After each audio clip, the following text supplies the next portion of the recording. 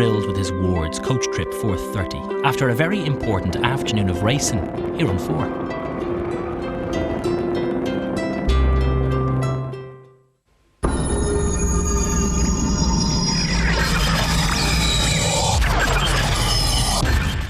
It's that longed-for March afternoon when Cheltenham lies at the centre of the sporting universe. For the first time, the festival comes to a climax on a Gold Cup Friday. Welcome, all of you, to the day which matters most.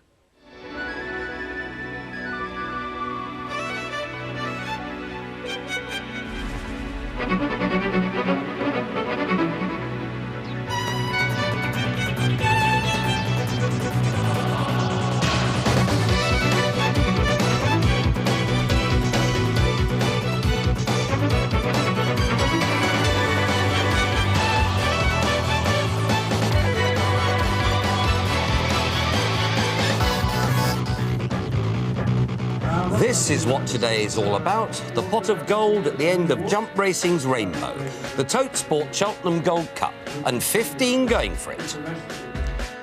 Astonville, he heads the list, but is the biggest outsider in the field. Ballycassidy, a solid chaser, an 11 times winner who stays very well. B4 Salmon, one of the leading Irish fancies, running in his third Cheltenham Gold Cup. Celestial Gold, the most progressive English trained chaser of the season. Grey Abbey, the popular front-running grey, bidding to revive memories of Desert Orchid. Kicking King is the top chaser in Ireland, winner of the King George at Christmas. Pizarro, another Irish challenger with a good record at the festival. Royal Eau Claire is a horse who hasn't finished out of the first 3 all season. Sir Rembrandt finished second to best mate last year, and there's no best mate this year. Strong Flow is a hugely talented chaser on the comeback trail from injury. Take the Stand may be a little error prone, but he stays well.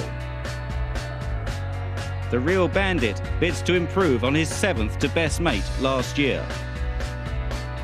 Tutchev, the oldest horse in the field, making his 6th festival appearance. Trucker's Tavern is the horse who chased home best mate here 2 years ago. And Ven Ottery, a long shot who ran in the champion chase on Wednesday. And to ensure perfect ground for this famous day, Cheltenham watered last night. Clerk of the course Simon Clace putting 5 millimetres down to produce what you call no excuses going.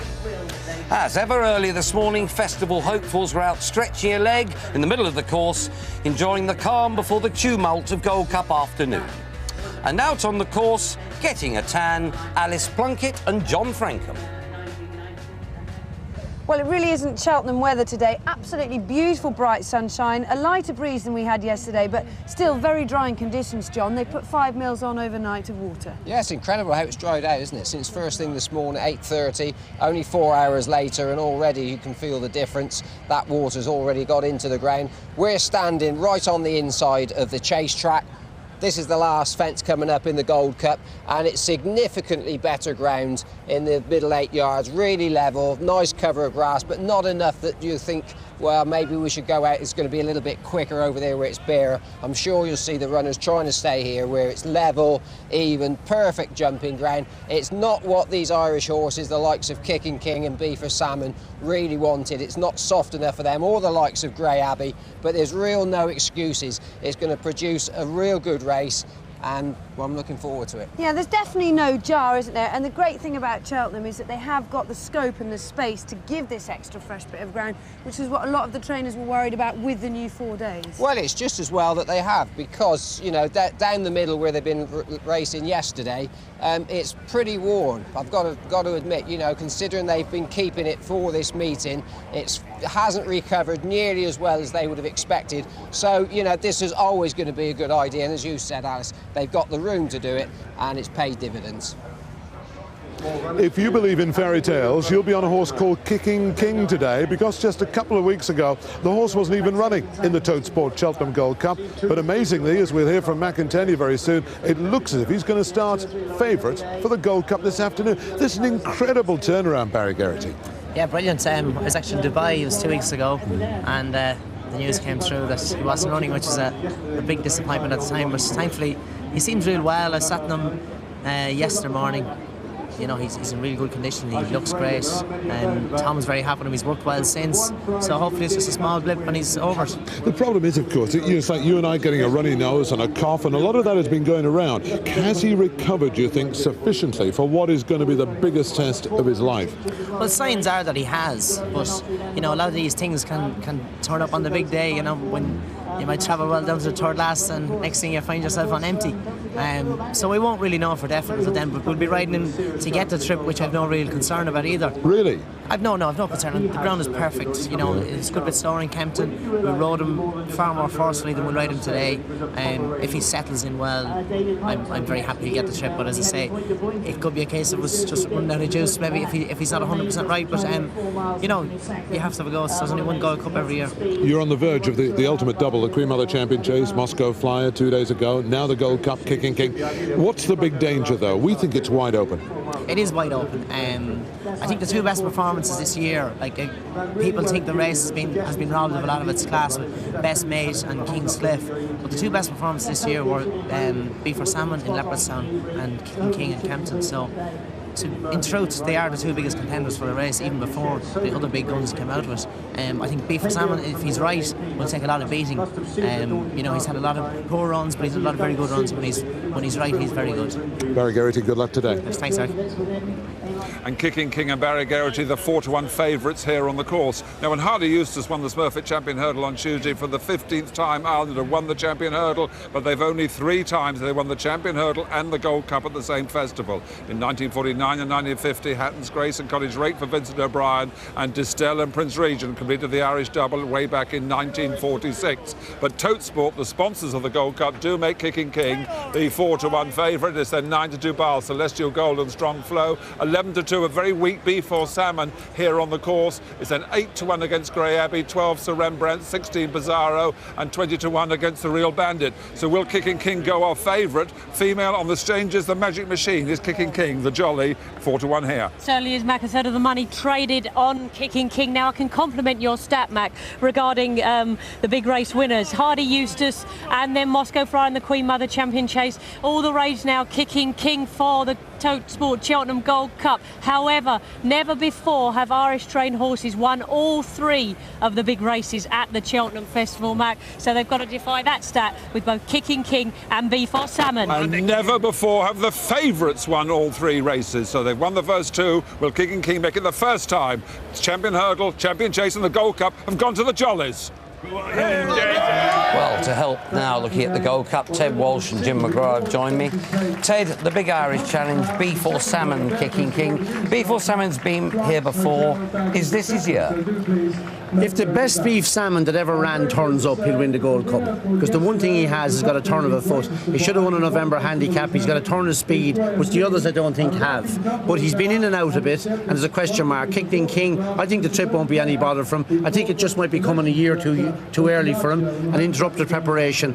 But of the two, I think if they all run to their very best, B4 Salmon could easily win the Gold Cup. He's got a turn of speed and he stays. And Kicking King 2 weeks ago wasn't going to run. Now he is going to run. That would have to be a worry, surely. Something must have been amiss. Yeah, well, Archibald wasn't. I don't say he wasn't going to run, but Archibald worked bad at Navan 10 days before the Champion Hurling. He ran an absolute cracker. I'd say it might be just a one-off thing. Thomas sorted it out, and he's worked well since, and he's happy with him. You got to look on the positive side once you're here. It's a worry, but you've got to look positively once you get here. Jim, which would you pick out of the 2 Irish runners? Well, I think the only doubt about Kicking King is whether he'll stay. I mean, and I seem to be alone in thinking that he might not. My reason for doing so was the run at Down Royal, where B4 Salmon ran past him. in the closing stage. He beat him comfortably. I just think that Before Salmon's 2 runs here, if the ground was really soft and they go that bit slower, he might get away with his jumping, but he's always inclined to miss one. And Ted, Ruby is on strong flow. What's the vibe? I think he's, like everything else, he's positive about him as well. He was delighted with the way he ran at Newbury. He made such good progress from the time he ran at Warwick. I think if he makes further progress from here, he's a big shout. He jumps and he stays, but whether he has the turn of foot to win a Gold Cup, it might just turn into a Sloggers Gold Cup and he might very well win. I'm not saying he's a slogger. It depends on the Gold Cup we see. What do you think will win it? Obviously, family-wise, I'd love to see Strong Flow win. I'm going to stay with Before Salmon. Jim? I don't have a strong view. I've no money in the race, but I think Strong Flow, there's always been an undercurrent. This was a brilliant horse. He looked it when he won a Hennessy 2 years ago. They've stuck with him and got him here, apparently with no problems the last few weeks. Take a chance on him. Cheers. It's Grey Abbey that represents the in-form Howard Johnson stable. Already 3 winners on the board here at this festival, and the Gold Cup would really be the icing on the cake. Alice caught up with Grey Abbey's groom, Ross Berry, this morning on the course that he knows so well. He loves this place a bit. He absolutely loves it a bit. I just wish that we had a little bit of rain last night just to maybe take this bit of sting out of the ground, but I think he'll run well. I really do think he'll run well. The key is, Ross, is he going to run? Well, Howard's going to have a look at him this morning. What he'll do is he'll give him a check over, make sure everything's okay, and hopefully we might get a run this afternoon. Because Howard has told the press, you know, throughout that he has had a bit of filling in the joint. Yeah. That must have been a terrible worry for you. Well, it's been a worry for a few weeks. I mean, Howard's done 120% with him. You know, he's been like up and down all night with him. He's been going in the spa. He's been doing all sorts. But hopefully we've just nipped it in the bud. You know, well, he is all right at the moment. So fingers crossed it could be your 4th winner. Oh, it'd be lovely. It'd be absolutely brilliant if it was. I mean, can you believe what's happening at the yard? I mean, 3 winners already. I mean, 3 winners. I mean, I couldn't believe, like, with all the runners we've had, you know, even just to have 1 winner at the festival, it's absolutely brilliant. Absolutely brilliant. So for the lads back at home and doing all the work? I mean, all the lads at home, you know, they have put 120% in, you know, and it's not just one person, it's like a team effort. They've done really well, yeah. Well, listen, well done. The Grey Abbey looks fantastic. Good to see him out here. Thank you very much. Thank you. And to confirm, Grey Abbey has been given the go-ahead to run in today's showpiece. Well, a wonderfully unseasonal view. Cheltenham bathed in sunshine. This could be mid-May, but it isn't. It's March, and we kick off with the JCB Triumph Hurdle. And at 2:35, the new 3-mile novices hurdle, the Brit Insurance. At 3:15, the Tote Sport Cheltenham Gold Cup. And at 4 o'clock, the Christie's Fox Hunters Chase. And thereby hangs a tale, the Christie's Fox Hunters Chase. Not many horses come back for a 6th time, and not many horses win races 5 years apart. But we've got one this afternoon in Earth Mover. Earth Mover has the final one to take. Here we are. He's over safely. Fell in a point-to-point the other day, would you believe it? The way he's jumped round Cheltenham to win the Christie's Fox Hunters for Joe Tizard, racing up towards the line. It's Earth Mover, only a 7-year-old. He'll be back for more and more and more. Here's the final fence here. Earth Mover, he slows going into it, never compromised, jumps it slightly better. Now the hill to climb. Earth Mover on the far side of never compromised, and the old boy's really pulling it out here. And it's Earth Mover by 2 legs, the 1998 winner. He's going to win it again, and it's Earth Mover grinding away on this memorable day at Cheltenham. Earth Mover topped it. The William Hill blimp flying high over Cheltenham Racecourse, and from there we can bring you those marvellous revelatory shots that explain exactly how the race is building to a climax, and it lets us carry out the most exact sort of inquest on the race afterwards with Jim, John and Ted. Now, a lot of you have troubles getting to the racecourse, get stuck in the car. Well, look, several dozen of you appear to have brought your helicopters with you today. I should think that John Frankham's been there, certainly Jim McGrath's, and if there's one with those 2 helicopter whirly things, those big ones, there might be one for Mac. Well, there might be, but let's go to female first. Far more important what the exchanges are saying. Female, what are the exchanges saying in your market moves? Well, this morning there was money for Acalac. He was already shorter on the exchanges than he was in the bookmaking. And, of course, Howard Johnson's had such a tremendous festival so far. Could he win the JCB Triumph Hurdle with Acalac? That's the positive. Negative is Penzance in the 235, the Britain Insurance Novices Hurdle. Positive for Brewster. We've already spoken about the Tote Sport Cheltenham Gold Cup. Positive for Kicking King and Strong Flow. Drifting in the market, B4 Salmon and Celestial Gold. Watch your bets in the Christie's Fox Hunter Chase. Watch the Lord horses. Number 14, Lord Atterbury, is a positive. And number 15, Lord of the Turf, is a negative. In the 440, the Grand Annual, maybe some compensation for JP McManus as his Potter Island is being backed each way. And in the 520, the Vincent O'Brien County Hurdle, the Getting Out Stakes. They're trying to get out on Grand Jeep, but the best bet of the day on the exchanges has to be Brewster. Mac, message with you. No money in that Brewster race. Very, very quiet betting heat it is. Acalac is now a 9-2 chance, and that is a market mover. Acalac was the best price, 11-2 this morning. And Diego Chow, number 10 telephone tipster horse, this is 20-1 here on the course now from 33-1. Kicking King looks like going off favourite, as the female's been saying, 4-1 from Sky Bets, 5-1 this morning. In the 4 o'clock price-wise in the Racing Post, the Placid Man, number 17, is 16-1 from Double Carpet, 33-1. In the 440, Old Impact being supported, 12-1 from 18. And Fotter is also being backed as well. That's a 15-2 chance from 9-1. 520, Grand Jet, good support for this, number 19, 16 from 25, and Beechwood into 8-1 from 10-1, that Beechwood favourite there. But the betting here now is 9-2 against Acalac. Good support though for number 13, Farsal, at 9-1 into 7-1 Farsal, and it's 8-1 bar the 2. Farsal money on the course for that. Now we've got a super champion tipster competition for you this afternoon on Gold Cup Day, starting with a 2 o'clock race, 4 races to count, 3 selections per race. The points scored according to starting prices by all finishers in the first 3, and a 10-point bonus for every winner. The top total scores £5 per point. The number to ring is 0906 957 4444. And the bonus prize today, a super bonus prize, 4 tickets to the 5th Ashes Test match at the Brit Oval. That's between the 8th and the 12th of September, courtesy of Brit Insurance, who of course sponsor our second race today. That number again, 0906 957 4444. Among the old heroes back at the scene of their triumph today, Desert Orchid, led round by Janice Coyle, looking in his usual rude order. Garrison Savannah also, you're up to speed so far for Gold Cup Day. We're going to take a quick break.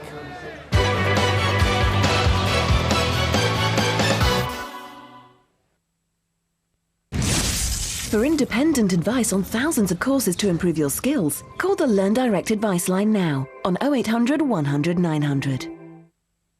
Oh, hi, Joe. Hiya. Thank you for looking after Toby at such short notice. Come in. You know how good he is. Put him on my mobile if you have any problems. Okay, hang on. Come here. Oh.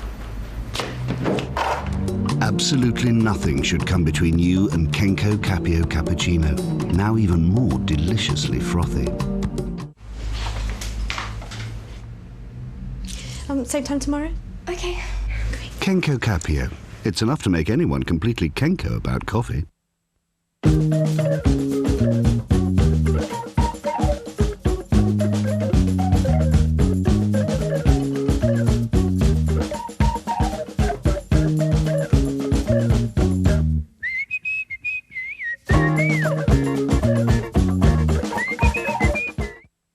Did the thought of legal costs stop you claiming after an accident?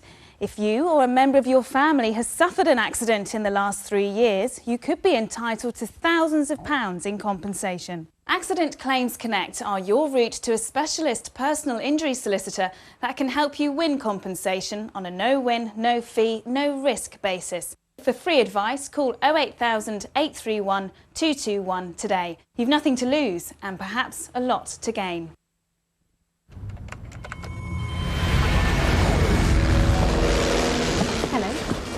I've just had a baby. Oh yes, congratulations, Mr. Lewis. So beautiful. And you'd like to show your photos to everyone, really? Will they be safe? Of course. Why wait? Share digital photos almost instantly with broadband from BT from only £17.99 a month. Visit bt.com or call 0800 317 316. Where can you find a car insurer who'll not only protect your maximum no-claim discount, but also keep it protected for life? Simple. Call More Than now on 0800 300 801.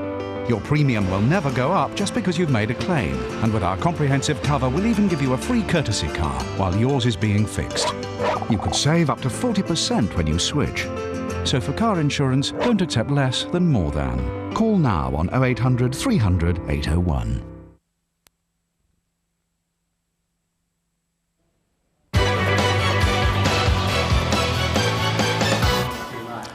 Welcome back to Cheltenham, everybody, for the 4th day, Gold Cup Day. We had a cracking day 3. It opened with King Harold in the Jewson novices, nearly lost it the last. Matty Batchelor lost an iron, kicked his leg out, sat down and prevailed. Gritty performance, a massive day for Matty Batchelor. And a proud man, John Oaksey, one of the game's heroes, father-in-law of winning trainer Mark Bradstock. A marvellous moment for him and for Matty Batchelor. Well, hey, toughest, hardest and best finish of the week. This, that and t'other. Ruby Walsh left, getting up to beat Mick Fitzgerald and Fondmort in the Daily Telegraph Trophy. Magical stuff. Ruby says thanks very much. You did your best. He rode a great race. He's been in fine form this week and back where they all want to be. This, that and t'other. A Taafe putting seconds behind him with a winner. Barracuda was the headliner in the World Hurdle. Well, there he is. Was he going to make it 3? Well, the answer was no. English Drever stalked him, and in these rampant colours of Graham Wiley, he went on up the hill. Graham Lee said he wasn't jumping or going, but he was winning, and that was the important thing. A real tough cookie, that English Drever. And for Francois Dumont, well, the good times will roll no more. He's a bit rueful. When he comes up to his horse's head, he's proud of him. But the glory days at Cheltenham are at an end. But not for Sam Whaley-Cohen. They were beginning. Libertine, great jump at the last, and absolutely whizzed up the hill. This was emotional stuff. Sam lost his younger brother, Tom, to cancer in the autumn. He gave this horse a great ride in the Mildmay of Fleet, and he was entirely and justifiably thrilled by the moment. Nicky Henderson congratulates his jockey, and he found it, well, plenty to deal with as well. He got a double prize. He got a kiss from Alice Plunkett. And Sam, oh, Johnny Harrington in as well. Sam kisses the cup. There'll be champagne in that, and it won't be the cheap stuff. I've now come inside the Centaur. This is what it's like. Wonderful. Easy.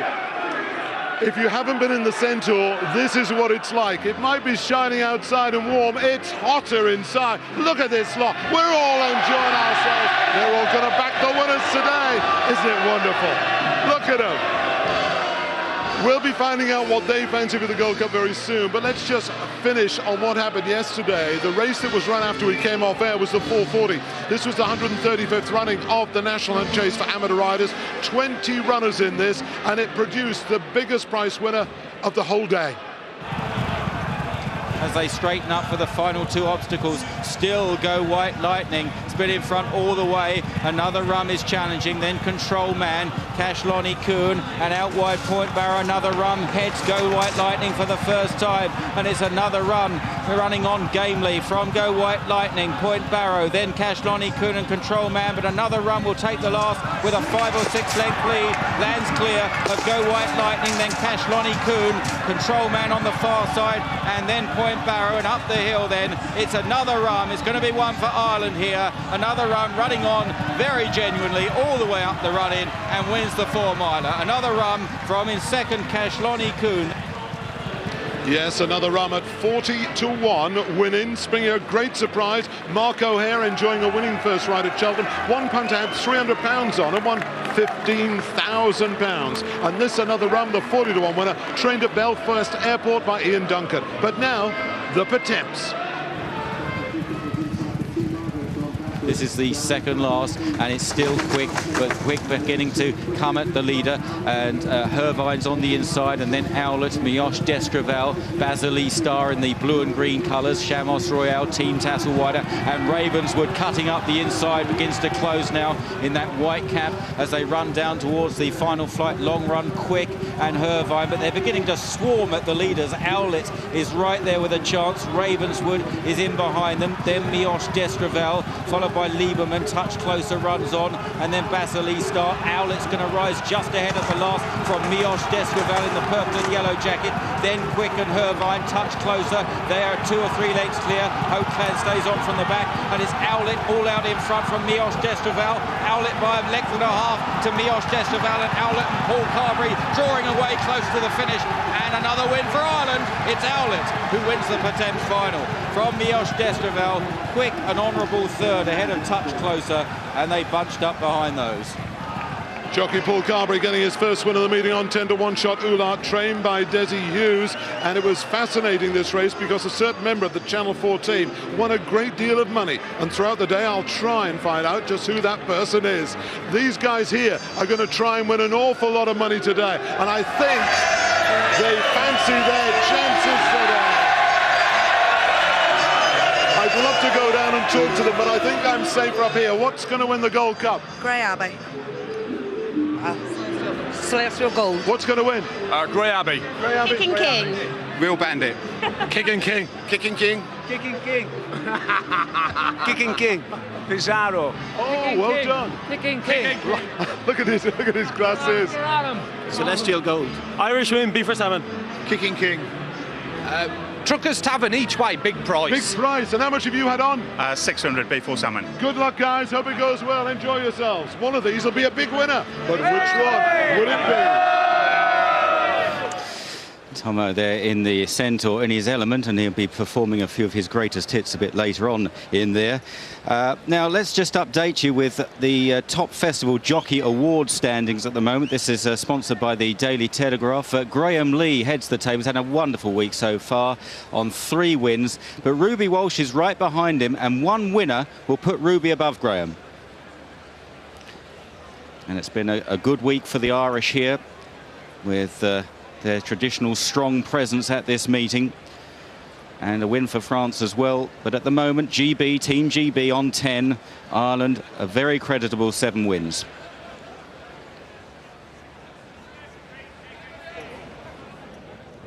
It's the spine-tingling, nerve-jangling, heart-pounding excitement that makes Cheltenham special. He would have to be a statue, like Arkle, the Queen Mum or Dawn Run, not to be swept away by the flow. This gent's hat says he's jetted in all the way from LA. You can almost hear the adrenaline roaring through his veins, emotions erupting, barely in control. He discards all inhibitions and surrenders to the moment. Just wait till I tell the folks back home what a ball I had at Cheltenham.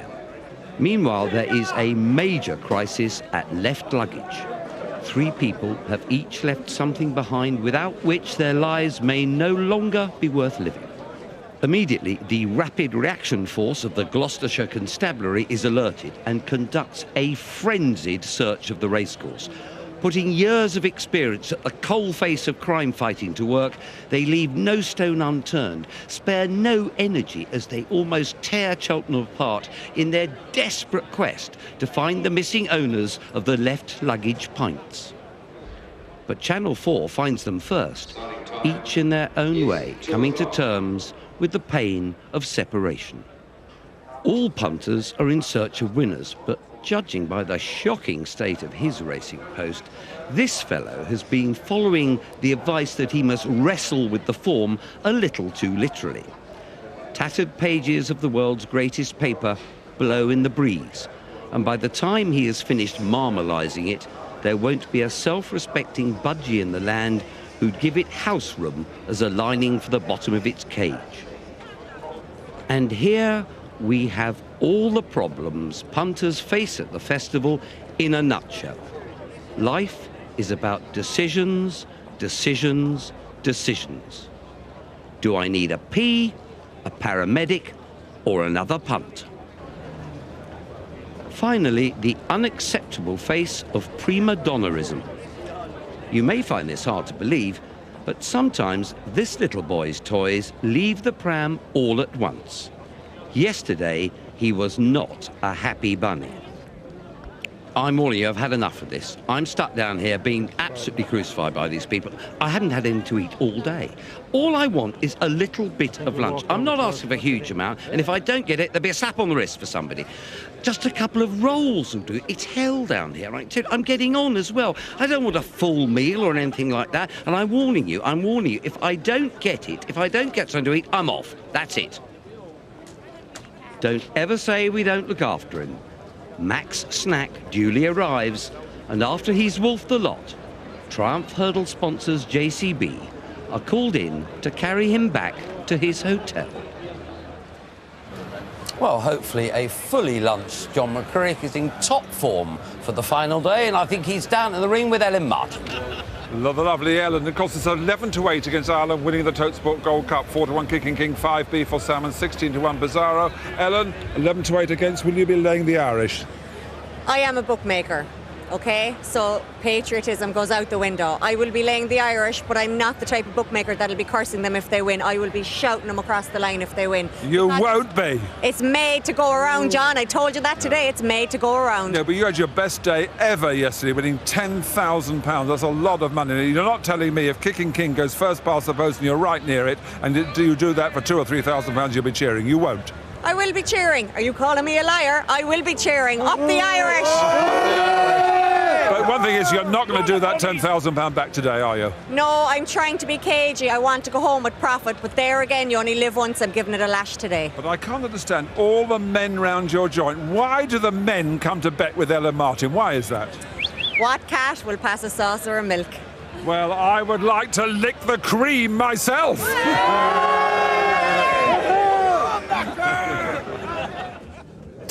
Well, apart from the winner's enclosure, if you're a jockey, this is the best place to be on the racecourse at festival time. It's the weighing room, and it's a little sanctuary, if you like, because normally it's a real busy place to be, and people are always walking up asking you for tips.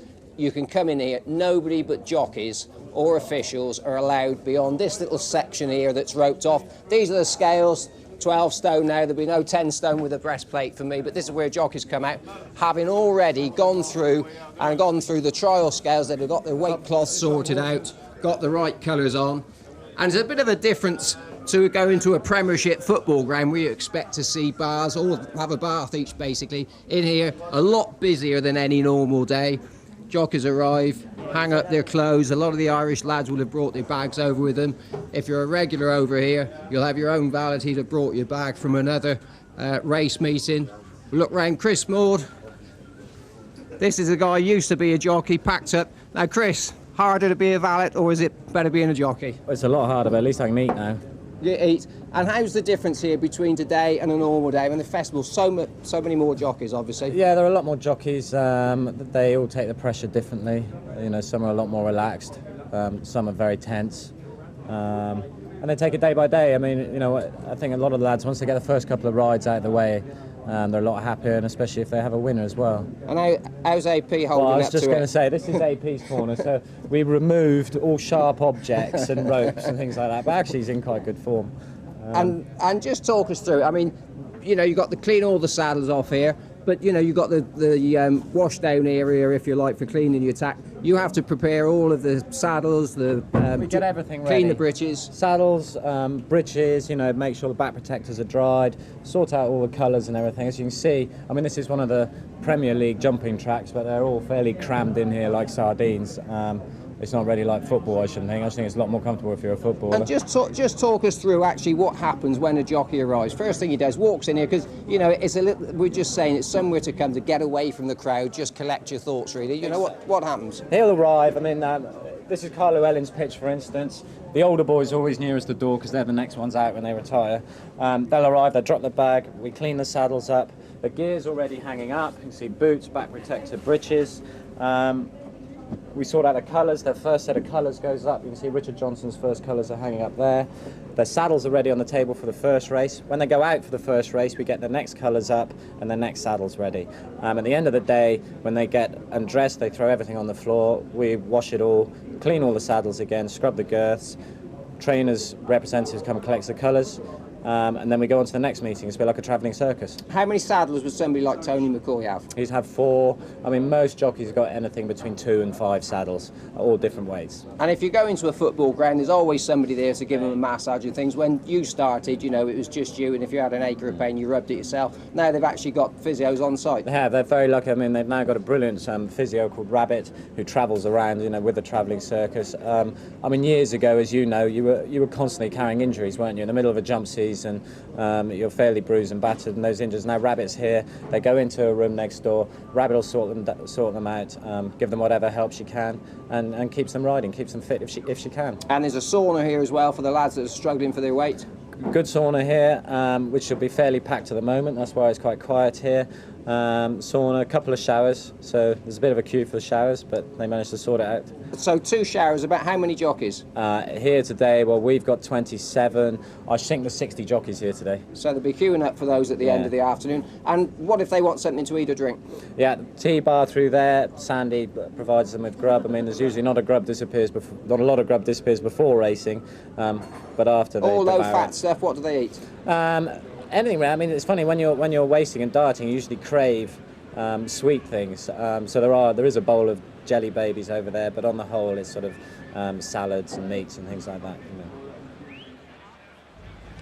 Well, there's no best mate today, but he is my best mate. Jim Lewis, how are you? Derek, I'm very well, and it's great to see you again on this very great occasion. Okay, it's only you and I this time, mate, but there you are. It's great to see you again. You can relax and enjoy it, I suppose, today, yeah, but I know you'd like it the other way, wouldn't you? Well, yes. But occasionally they put best mate up on that screen, so I feel as though he's here in a short way. Yes. But we've got Impec as well in the Grand Daniel, of course, and so that will give us some interest, and we'll actually be in that paddock. Yeah. And so that will be nice. Now we're here in the Best Mate enclosure, which is in the middle of the track, and here we've got. Now you're selling memorabilia. This is all for charity, isn't it? All for charity, Derek. What happened was Valerie and I said that should he ever win a 3rd Gold Cup, then we'd create a trademark in his honour and as a celebration of his achievements, and that we would raise money and would give it to charity. And it's all for children's charities. All for children's charities. Come on, let's have a look and see. Everybody's here. We've got stacks of people. Look, they're all going to come and buy, aren't they? Get back.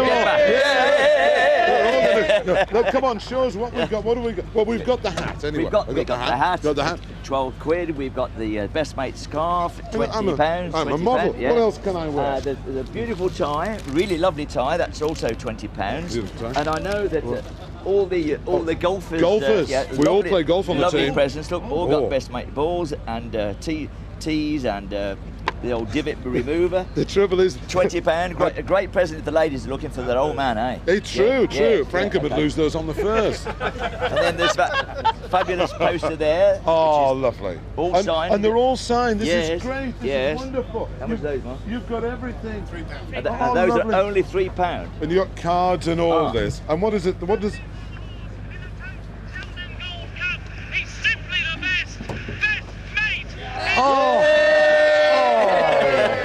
Listen, it is super. Wonderful. And it's great being here because we look forward to seeing you next year. But the memories, 3 times.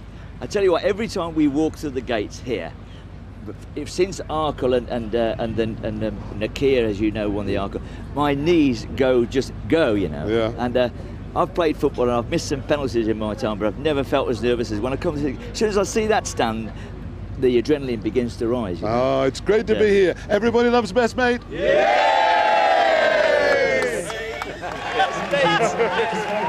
Happy memories of Best Mate.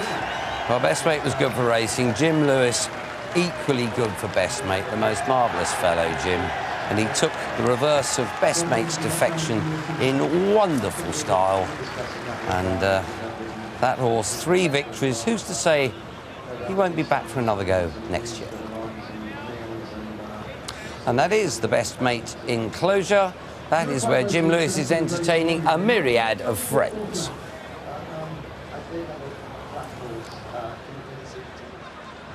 With me is Sir Steve Redgrave, who a few years back actually got chatting to us at Sandown just after you'd retired, and of course when you were just starting to raise so much money for charity. Today you're here representing Sport Relief. I seem to be involved in so many different things, but yes, collecting a cheque on of the money that the Cheltenham Club have raised, which will certainly help the Sport Relief funds, which we're very grateful for. And coming here on a fantastic day, and I might have to have a little flutter myself. Well, we've all heard of Comic Relief, but just tell us what is Sport Relief? But it's actually the same organisation that sort of do the administration side of it. Obviously, Comic Relief is the comedians and the fundraising side of it. And the last few years that I was involved with Comic Relief, we started bringing ideas of sport into it. So after 2000, they asked me if I would head up the Sport Relief aid of it, and we have our day in July every other year outside the year that the Comic Relief do it. So Sport Relief will be in July next year, and I sit on the steering group and we'll be working our ways up to that. Our biggest thing 2 years ago was getting everyone out there to run a mile. That will certainly be one of our strong themes again. But we have this idea of people to pay and play. Whatever sport they're involved in is putting a couple of quid into the bucket to support the money that Sport Relief do. That half the money goes to the UK and half the money goes to Africa. Two very quick tips, very quick. One, will we get the Olympic bid? Two, a horse for today. And don't go for Thames. Will we get we've got a very good chance of getting the Olympics. We're in fine situation. We've got all the messages across that we need to do. A tip for today, I'm not too sure yet. Celestial Gold, I probably have to go to, really. Absolutely. Well, best of luck. Enjoy the day. Thank you. Well, you can't beat the atmosphere on Gold Cup Day, and from here on the top of the stands it really is the greatest of sporting spectacles. But of all the marvellous races run at Cheltenham this week, this is the one that really matters. It guarantees the winner a place in racing history. But this being Cheltenham, there's so much more. We get underway at 2 o'clock with the Juvenile Hurdlers Championship, the JCB Triumph Hurdle. Acalac, unbeaten in 2 starts so far, is the likely favourite for the in-form Howard Johnson team. While of the many useful ex-flat racers in the field, Cart Diamond, winner of the November Handicap, could be the best. At 2:35, it's the Brit Insurance Novices Hurdle, the longest novices hurdle of the week, over 3 miles. Brewster, a course and distance winner in December, certainly boasts the stamina to win, while Over the Creek has been rated as one of the champion trainer Martin Pipe's better novices all season. At 3:15, it's the big race, the Tote Sport Cheltenham Gold Cup, the most prestigious prize in steeplechasing. No Irish-trained horse has won since Imperial Call in 1996. But with King George hero Kicking King and the highly rated B4 Salmon at the top of the market, that losing run could easily come to an end. 2 Hennessy winners, the back from injury Strong Flow, and Celestial Gold, the season's most progressive chaser, lead the home defence. At 4 o'clock, it's the Christie's Fox Hunters Chase for amateur-ridden horses who have run in hunter chases or at point-to-points. Lord Atterbury, a fine third in last year's Grand National, could be the class act here. But a third victory for Earth Mover at the age of 14 would be guaranteed to bring the house down. Well, we're only about quarter of an hour away now from the JCB Triumph Hurdle, the 4-year-old Hurdlers Championship. Let's have a look how they are betting on this enormously important juvenile prize. Acalac just drifted out the 9-2, but they've nicked it back to 4s. The proper money has come for Fassel, which I must say I rode in with. 7-1 from 9 Cerium, 8-1 9's Penzance, Cart Diamond on the drift to 11, 12's bar that lot. We'll see how it pans out in just a few minutes' time.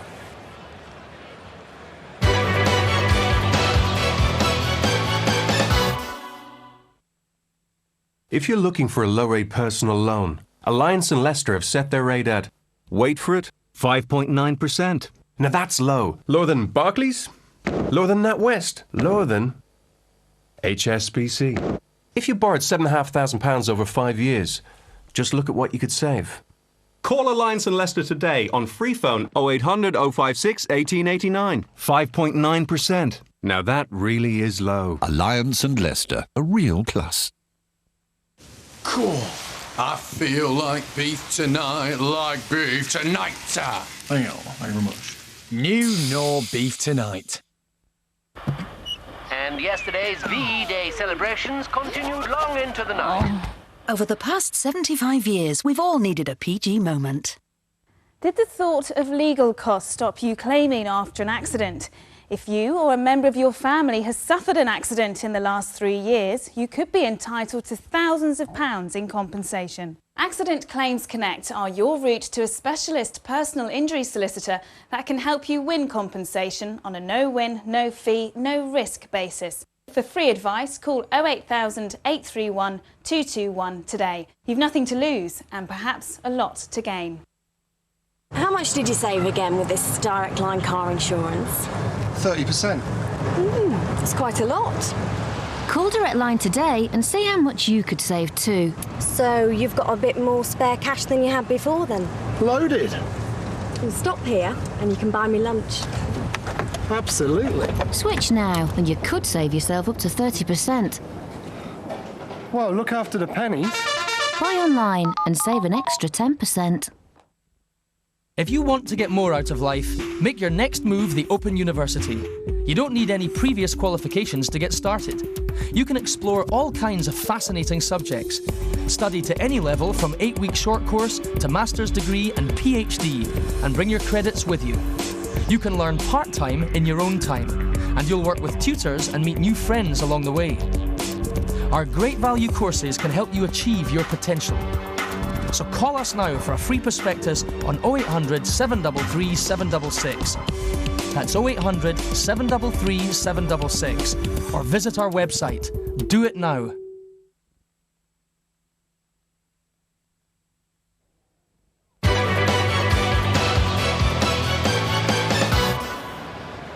Welcome back, everybody. We're just under 15 minutes before the JCB Triumph. A good time to ask our team who've been here all week for their favourite memories of the festival so far. The best moment for me so far was hard to just pick out, but it had to be Nina Carberry winning on Dabaroon for Paul Nolan. Just a slip of a girl coming out on top in one of the toughest sports in the world, holding up a great family tradition. I will never, ever forget. Well, the race I was most looking forward to coming into the meeting was the Queen Mother Champion Chase, and it definitely didn't let us down. Moscow Flyer is a personal hero of mine, and he did it once again. He regained his title that's rightfully his. He toyed with his rivals, pinged the last, pricked his ears. He couldn't have made it any easier. Seems an awful long time ago to the first race on the opening day, the Leatherby Christopher Supreme Novices Hurdle, but it was a week that started well for Graham Lee on Arcalis. I just wonder, could this be the successor to Hardy Eustace in the Champion Hurdle? And, you know, you normally can't hear much when they go past the post, crowd are cheering, but I saw Graham Lee go, Yahoo! I was in my beloved betting ring for the Weatherby's Champion bumper, and you could almost hear the knuckles creak as fingers crossed, the restrained silence, and then it burst into the roar of the crowd. Come on, miss that! And he certainly did. Spot the difference for me in the cross-country chase. He's a horse that never knows when he's beaten, ridden by a jockey who never knows when to give up. Two necks at the end of a dramatic Smurfit Champion Hurdle. Hardy Eustace, the title holder, his courage, his guts, his bravery saw him through. And the soft Archibald, a great ride by Paul Carberry, did all he could. The horse was gutless, wouldn't go past the super brave Hardy Eustace. Particularly promising run, I thought, by a horse called Racing Demon, who was second in the Royal and Sun Alliance Novices Hurdle. Went left after the last, just as his stable companion Best Mate did here in his novice year. I think this could be another star for Henrietta Knight in the future. Yesterday's opener was the Jewson Novice Chase. It went to King Harold with one of the most untidily effective rides up the hill I think I've ever seen from Matty Batchelor. He'd been brilliant at the Pony Club Games, wonderful for Mark Bradstock, the trainer, and it's owned by my daughter's friend's dad. Well, racing these days is big business, and sometimes we forget it's a sport. But there were two great reminders this week, and they came from the Irish. Firstly, from Noel Meade and Desi Hughes as they watched the Champion Hurdle together. They had first and second. There were no sulks, just handshakes, and they got on with their job. And secondly, from Ruby Walsh, after a high-profile disappointment on Azertiu, he came out, did his stuff, paid tribute to the winner. It doesn't always happen.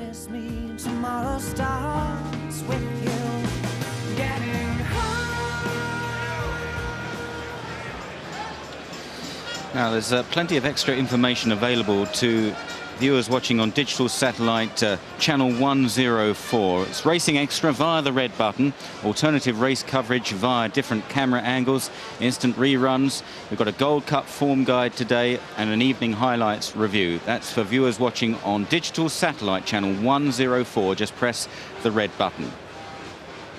Well, the first race up and coming now on Gold Cup Day is the JCB Triumph Hurdle.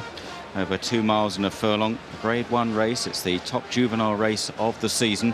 £58,000 first prize. There are 23 runners. The absentee is number 23, Waltzing Bow. Live action imminent and helping you through the day from their point of vantage over the paddock. Jim McGrath, Ted Walsh and John Frankham. And let's have a look at the Triumph runners. Yeah, some really smashing 4-year-olds. Admiral lightly raced, only the 2 starts. Disappointing first time up when he ran at Doncaster, but looked like a useful horse off the flat at Musselburgh when he won back end of last month. Here's another useful horse from the flat, Akilac, formerly trained in Ireland by John Ox. Cost €100,000 and looks money well spent. Impressive winner at Cheltenham, then followed up from a decent horse at Haydock. Leading player here. Number 3, one of 6 Irish runners, Geraughty, second to Strangely Brown at Leopardstown, third to Strangely Brown at Punchestown, held by him, but the good ground could change that all around. Not without a chance. Amazing how form changes when they come off the flat over hurdles. This fella much better since he's gone jumping Biscar too, but he's got a lot to do if he's going to take a hand in the finish. Bonbon Rose from a leading French stable, that of Arnaud Chai. Won his first 4 in France, but was exposed, or seemingly exposed, when only 6th here to Akilac in January. Cart Diamond, probably about the best of these off of the flat, and jumps really well. I was impressed with the way that he won last time at Musselburgh. Really likes to stand off the hurdles. 11-1 chance. Serium came from France to join Paul Nicholls and has done really well over hurdles so far. Winner of 3 out of 4. Impressive at Wincanton last time and much fancy to go well in this. Courant here is big enough to go jumping another day. He's got to improve dramatically on what we've seen of him so far, but he's a likeable type and he's one with the future for sure. Danor from the high-profile stable of Francois Dumaine in France. Impressive winner of his first 3 starts over hurdles, looked a really good prospect, and on that basis was rather disappointing when well beaten behind Akilac over the course and distance in January. This is Diego Cow's done nothing wrong so far this time. The only defeat came when the ground was bottomless at Warwick behind a useful horse, Woody Valentine, but he looked good, beat some useful horses in fact at Sandown on his latest start. 11 is Don't Be Bitten, Owen Griffin's runner here, ridden by Davy Condon. This fella has had 5 runs over hurdles, won well at Cork and has never run a bad race. Tough and stays. Etard Andien was a decent stayer on the flat, albeit one who was maybe not the most reliable. He made a taking start over hurdles in a weak race at Kempton, but was very disappointing next time at Newbury and has the blinds on today for the first time.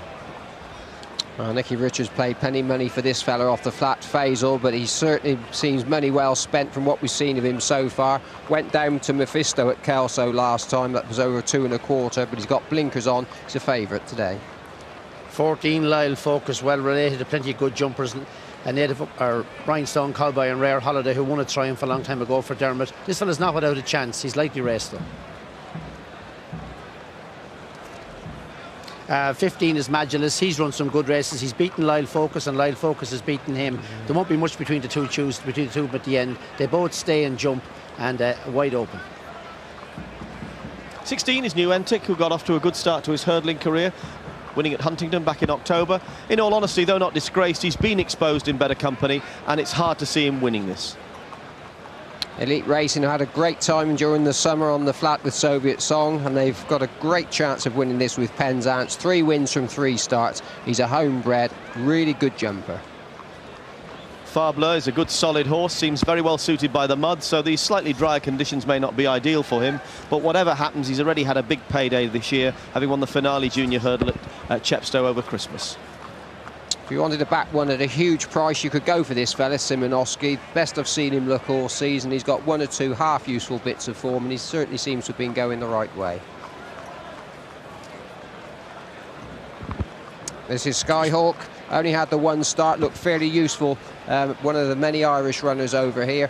Quite well experienced, though, off the flat, and he won nicely on bottomless ground at Goring Park. 21 is Sound Blaster. This fella was disappointing at Thurles last week, but was a very, very easy winner at Fairyhouse to that. If he could forget the last run, he'd have a chance. 22 is Strangely Bound. He's the best of the Irish. 3 runs, 3 wins. He's won at Limerick at Christmas. He's won at Punchestown. He's won at Leopardstown. If he can reproduce that again here on the Goodish ground, he'll beat them all. And Yankee Doodle Dandy, really tough, solid horse, both on the flat and over hurdles so far for Pat Haslam, who trains up at Middleham.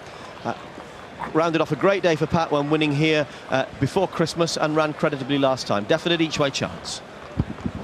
Well, it's just a gorgeous afternoon here at Cheltenham, and we hope to get some great shots from the William Hill blimp high in the sky above Prestbury Park. It really is just a most marvellous sporting venue, and a venue for all sorts of entertainments as well. They've actually got Dame Kiri Te Kanawa here on July the 2nd in the Centaur. Now, from an opera diva to our own drama queen down in the ring. I'd like to partner Dame Kiri, I must say, doing a few things with her. But this JCB Triumph Hurdle used to be run at Hurst Park in 39 runnings here at Cheltenham. Just 7 favourites and won it, and Acalac is very strong now. 11-2 this morning, 9-2 here on the course. They're now showing 7-2 against Acalac. The horse back against is this Farzul, number 13. 9-1 on the course is now a 7-1 chance Farzul. Out to 9-1 Penzance, very weak card Diamond at 11-1. 8-1 against Serium, and it's 11-1 Strangely Brown. Female on the exchanges is Acalac very strong. Yeah, the pressure's coming in now. It's shorting all the time from £4.14 to £4.30. £4 now for your pound Acalac. Also supported Facile. Same legs as back though, Penzance and Cart Diamond. Well, the new 4-day format has meant that the first 3 days haven't been absolutely packed to the gunnels, but today, very different. Long sold out, and look at this. I mean, everybody who's got a tee is going to be here. It's Gold Cup day, the sun is shining. It could be the middle of June, I can tell you, and there's going to be some ruckus, some noise go off when they come back up the hill and then down the Horsewall after the big one. All that to come after the break.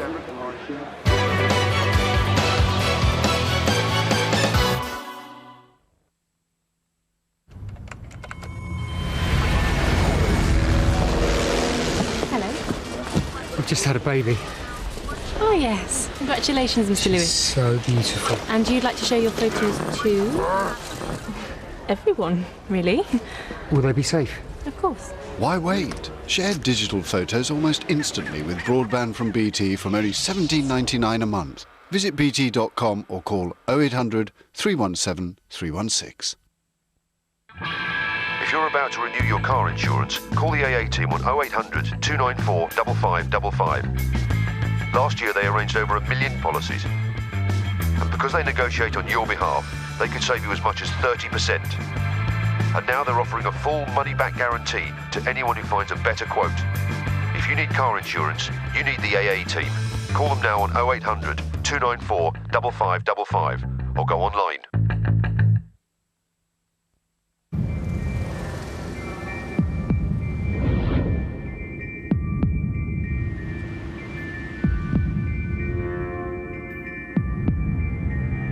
Stop the world in its tracks.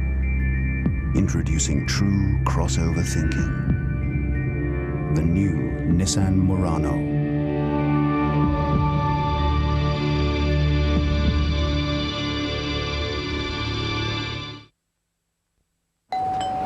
Oh, hi, Joe. Hiya. Thank you for looking after Toby at such short notice. Come in. You know how good he is, but I'm on my mobile if you have any problems. Okay, hang on. Absolutely nothing should come between you and Kenko Capio Cappuccino, now even more deliciously frothy. Same time tomorrow? Okay. Kenko Capio. It's enough to make anyone completely Kenko about coffee.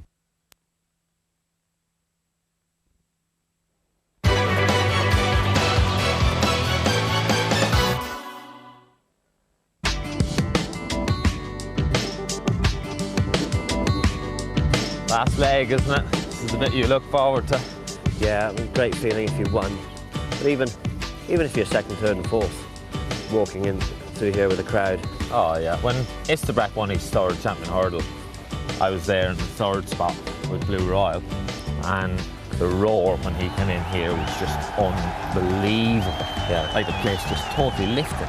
Well, he'd be one of the most popular winners, wouldn't he? Oh, without a doubt. We all came out last year then to watch Jim come in on best mate when he came in for his third one, and just really to say that you've been part of it and you've seen it and heard it. Yeah. I think, Mick, that even if you've had a year, a Cheltenham Festival winner turns it. Oh, it's make or break. You can have a good season and have no festival winners, and the season doesn't feel good. Whereas if you have had a poor middle season and you have a big winner here, suddenly you're a hero, and maybe you've given horses bad rides throughout the season. All they think about is Cheltenham. Yeah, that's all forgotten. All they want is a Cheltenham winner. Yeah, everybody wants Cheltenham winners. Everyone wants Cheltenham winners indeed, and those are the dancing JCBs, or posing JCBs, of the sponsors of the Triumph Hurdle. And down at the start, running her eye over them, Alice Plunkett. Well, this is Fazel, the horse that we've been talking about all morning. Tony Dobbin just getting him to really focus on this fence, because he's just having a good look. He's got the blinkers on. Here comes Chocolate Thornton. This is the horse I love, and I know that Tomo loves this one. This is Penzance, beautifully bred. This is a half-brother to Soviet Song. Channel 4 viewers will have seen her winning Group 1s in the summer at places like Newmarket. Can you believe it? Looks amazing. Alan King's team came here with a lot of chances. They haven't had any luck so far. This is an interesting one. This is trained by Henry de Bromhead. Sky Hawk just had the one run and won, but you can see very, very warm there. But it is very warm today, so totally different conditions to what we've seen so far. Akalak, now look at this chap. Look at him, gorgeous black horse. Graham focusing on trying to get his fourth winner, and God, Graham, he looks gorgeous, Graham Lee. He's very warm, mate, isn't he? He is very warm, but it is warm, isn't it? Graham Lee's saying he is very warm, which would be a bit of a concern, but it is very warm here today. Number 24 there, just coming in to shot. We're going to have a look at him. Again, you can see he's very warm as well. So to be honest, lads, I wouldn't get too worried about that. I know you're sweating in your pod up there, and the horses are pretty warm down here at the start, but it's nothing significant. Just a little bit of information we got passed to us a moment or two ago. They put 4 millimetres of water on the track last night, but with the sophisticated turf tracks equipment we have, already 1 millimetre of that has evaporated. The moisture in the ground measured considerably less when taken at lunchtime. So that's the effect the sun's had on it, and will continue to do so as long as it's out shining as strongly. Yeah, well, Alice deserves to be out in the sunshine. Just 10 days ago, it's pouring with rain at Newbury. We were sitting in the warm, so make the most of it, Alice.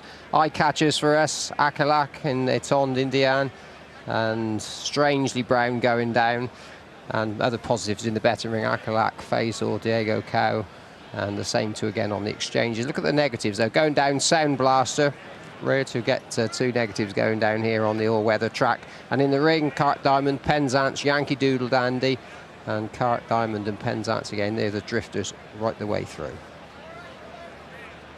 The big off-course firms taking no chances with this Akalak. Coral, Ladbrokes and Hills in front of me are all going carpet 3-1 against it. It's been generally 7-2, but it's now a 4-1 chance. Akalak, as some bookmakers want to fill themselves up with the horse. Very strong 7-1 against Fazel. Penzance was a 7-1 chance this morning, is out to 9-1. 8-1 against Seria. 11 at Cart Diamond, that's very weak. And 14 Yankee Doodle Dandy. But the big firms, they don't want any more of this Akalak. Top price with them, only carpet 3-1. Well, Cart Diamond, they're just having a look at him because he's just got a little, just the saliva around his mouth has gone a little bit pink, just suggesting that he's bitten his tongue. He's got the tongue tie on today, and it may be just as pinched a little bit, but it's not a major. You can just see behind me they're having a good look. The vet's down here at the start, and he's having a close look at him and just making sure that everything's okay. Welfare of the horse absolutely paramount here at Cheltenham, whether it's before, during the race or after. And although maybe it looks a little bit dramatic, he's absolutely fine. Just nipped the edge of his tongue. Well, as you would expect, the absolutely packed to the gunnels Cheltenham today. Just look at that, basking in the sunshine, no need to take refuge in the bars. This is the day for getting outside, taking a view about the horses, battling into the ring, getting on at the tote, and then getting a vantage point to see a spectacular afternoon's racing in perfect conditions. There they are, wheeling round down at the start for the Triumph Hurdle, and the money up front for Akalak, and also this move for Facel into 7s from 9s. Cerium 8s, Penzance 9, Cart Diamond and Strangely Brown 11-1. Right, let's nail the lads to the carpet. Tips from John, Jim and Ted, please. Well, I've got to go for Sirium. I must admit, I liked him, but this Akalak looks tremendous, Nick Alistair. Ted, for you? Akalak, I saw him win here earlier on in the year, and I was very impressed with him. I haven't changed my mind since. Yeah, I'm the same view. I've had a fair bet on Akalak, and I've saved me money on Tony Dobbins' Mount Farcel. Impressed with his run last time.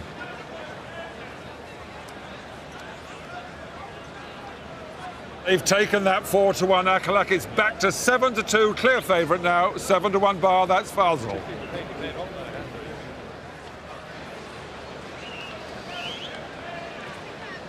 Just checking on the current state of play in the betting there. Akalak at 7-2. Farcel 7-1. Serum at 8. It's always a hugely competitive affair here. Barry Geraughty on the champion chase on Moscow Flyer aboard Geraughty here. And the white cap aboard Sean Ryan's colours. Cart Diamond's going the wrong way. That may cause a delay. The crowd already getting excited, but there'll surely be a delay here.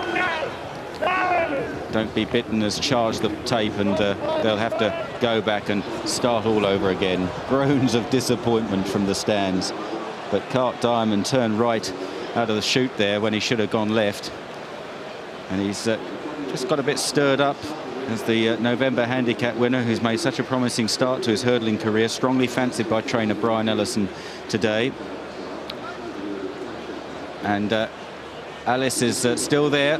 Cart Diamond just looks a bit upset, Alice. Yeah, interesting. They've put the tongue tie on him for the first time today, and he's a colt, and he's just getting himself in a little bit of a stew. And to be honest, Richard Johnson did a good job to keep the partnership intact there, because, as you said, just as they were coming out onto the chute, his horse ducked right and didn't follow the rest of them in. And to be fair, the starter, before they'd even got on the bend, said, lads, come on, just slow down, slow down.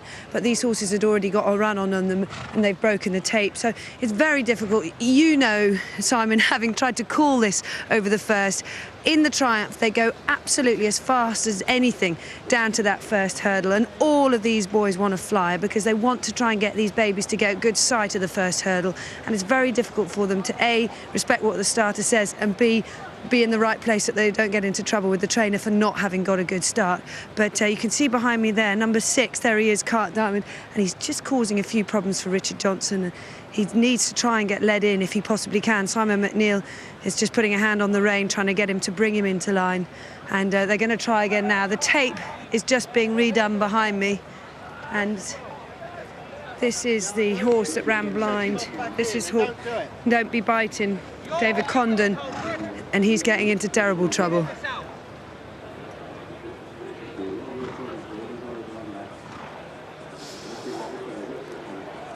Well, we were talking earlier about this horse who's just messing around, Cart Diamond, who's fairly wound up beforehand, wandering around the paddock, bit his tongue going down there, just ducked out the wrong way, coming out onto the course. Davy Conlon there, that Don't Be Bitten, he couldn't pull him up down to the tape. He just doesn't want another false start here now. There's a lot of them on their toes at this stage. The thing about this race is you do need something that takes you up to these first 2 flights of hurdle and just away around the bend. If you get left behind, you can get into all sorts of traffic problems. You do need to have a good start here and make sure that you jump the first 2 flights well. So often you just get, with a big field like this, they just go flat out. And in terms of riding a race, it's difficult because you know that they're not going to continue that gallop. But if you don't make some sort of a move and some sort of effort, you can get tailed off going around the bend, and the race has gone beyond you before you've gone, well, 4 furlongs. Well, Denor has just been checked over because there was concern that he had been kicked. Francois Dumas runner number 9, but he is okay. They've had a look at it, he's okay. John, this is a tricky time in Ted because it is warm down here, and a lot of these babies are really getting themselves in a stew. The starter isn't on his rostrum yet, and they really are getting themselves a bit hot. Yeah, by and large, the starts have been good, though, Alice, over the last 3 days. And it's just one of those big fields, young horses, and the start's almost as important as the finish. But Cart Diamond still out the back, Simon McNeill still with a hold on his head. They'll be trying to get a half a flyer with him, but just about coming under starter's order. Let's go back and join Simon. Starter appealing for calm amongst the jockeys as they walk or trot, and now canter forward, and they're away, and Cart Diamond has jumped off after them as they go towards the first flight. Short run to the first in this Triumph hurdle, and over the first, Admiral is the first to jump off, with Loyal Focus in second, Geraughty is third, then Don't Be Bitten close up on the near side in the blue jacket. Simonovsky races quickly as well. Not far off them is Danor, and Penzance in white with a black cap. Majlis over on the far side is prominent with Cirium as they run towards the second obstacle, and it's the strong running Admiral that leads to Loyal Focus in the yellow jacket. Majlis is on the inside, then in the white cap is Geraughty, followed by Cirium. Out wide is Don't Be Bitten, and then wider in pink is Etondar Indian as they jump the second. They're tracked by Yankee Doodle Dandy and Sound Blaster in red headgear with up his inside Diego Chow. Then behind the front 10 or 11 Penzance, followed by Courant Dare and New Entic. They're tracked by Danor out wide of Fazel in red. Courant Dare just got snatched up there in front of the enclosures. Akalax deep in the midfield, followed by Strangely Brown, Cart Diamond towards the back with Bonbon Rose. Also Skyhawk in rear with Farbler. Simonovsky already under pressure and struggling, and so too at the rear is Biscar 2. Into the back straight, and it's Admiral that leads the way. A couple of lengths to Loyal Focus in second. Majlis is third, and then close up Geraughty. Next is Yankee Doodle Dandy in a good position with Cirium in the blue sleeve jacket on the inside, clearing that one. Sound Blaster was next, and then Penzance and Etondard Indian towards the outside. Very well grouped together. Just in behind the leaders is Sound Blaster in the red and white striped jacket. In blue and orange on the inside, near side Diego Chow, and they cleared that one safely. Far Blur is well off the pace, so too is New Entic and Biscar 2 as they continue along the back straight and over the next. Admiral leads. Loyal Focus was rather slow there.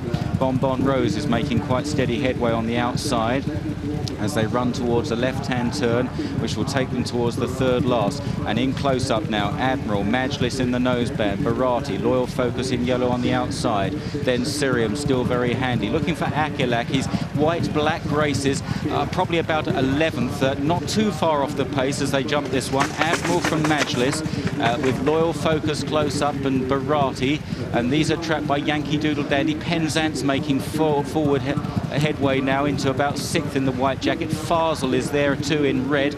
Cart Diamond now circling the field, making good progress from Bonbon Rose, and then Akilak trying to get involved as well as they make the top turn. Longish run down the hill towards the second last, and Admiral has made it all so far in the JCB Triumph hurdle. Admiral by a couple of lengths from in second. Cirium on the inside of Majlis and Loyal Focus. Cart Diamond moves forward. A threatening run on the outside. The white sleeve jacket worn by Richard Johnson, who won this race last year. Penzance, the horse with the big white face, and then Diego Chow and Akilat's trying to reel them back. Here's the second last. Admiral now being challenged on all sides, and there's Cirium probably just taking over on the inside. It's Cirium from Admiral. Penzance is waiting in the wings. Majlis, Cart Diamond now driven. Fazel is running on well in the red and yellow jacket, and Akilat begins to pick up behind these under Graham Lee as they turn for home, and it's Cirium that takes over. Penzance though is switched inside and looks a big danger. Then Fazel followed by Cart Diamond. Akilak under strong pressure moves into 4th place, and then behind these is Far Blur running on from the rear.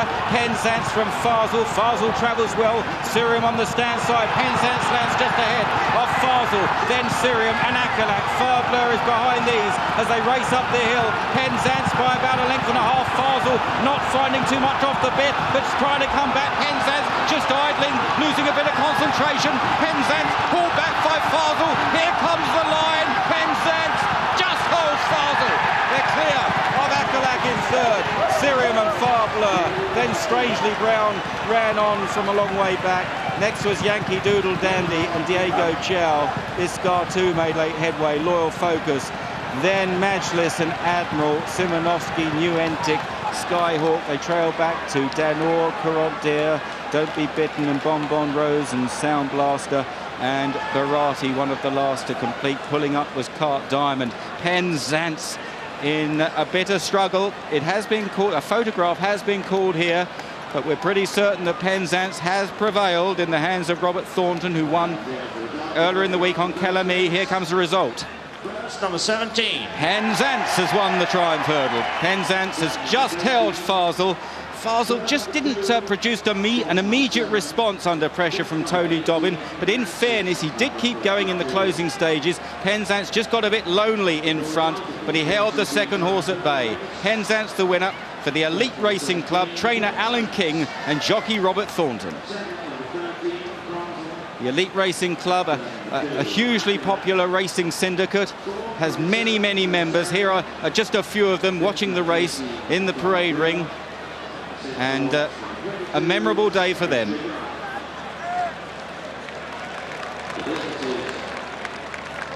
Penzance 7-1, 30-2 and 6 this morning. Is returned the 9-1 clear fourth favourite for Penzance, but a poor result in the betting shops and for anti-post bookmakers as well. That Penzance beats Fazel, quite a move for that. The late lunge just failed for Fazel, the 7-1 second favourite. Akalak running on to be third, the 7-2 favourite, and some bookmakers pay on the fourth. That's Syrian, an 8-1 chance. The distance was ahead and 8 lengths, and that Penzance, the 29th horse to run in that Kempton trial that we show on Channel 4 and come here for the Triumph Hurdle, and the 5th to complete the double. Kempton and here, Snowdrop in 2000. Then before that you had Katajana and myself, and Pollistown in 79. Penzance 9-1 for Robert Thornton.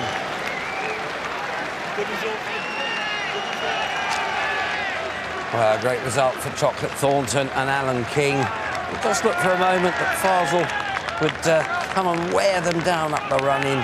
But Choc, who's just got better and better over the last 2 or 3 years, he's really strong. And he kept Penzance going all the way to the line. It'll mean a lot to him. Well, great time for the elite people. We were saying beforehand that they've been enjoying huge success with homebreds.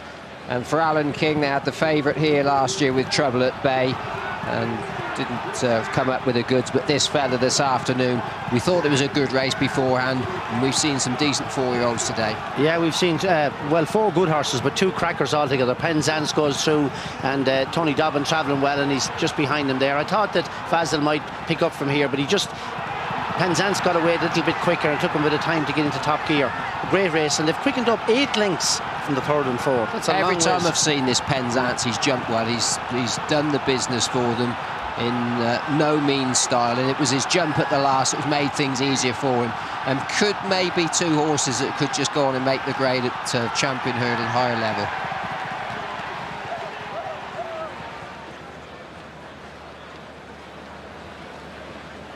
Well, we can take the last flight again. You just have a look and see the chestnut on the right with the white face, see how much quicker he gets away from this. It's only fractional, but he just has to put in a short one, Fazel. Syrian jumps it well on this side, nothing, half a length between the 3 of them, but these 2 horses have quickened away nicely. Well, Choc Thornton coming back through that wonderful sea of people. A big day for him has got off to an absolute flyer. A cracking race for the Triumph. Loads more to come after the break.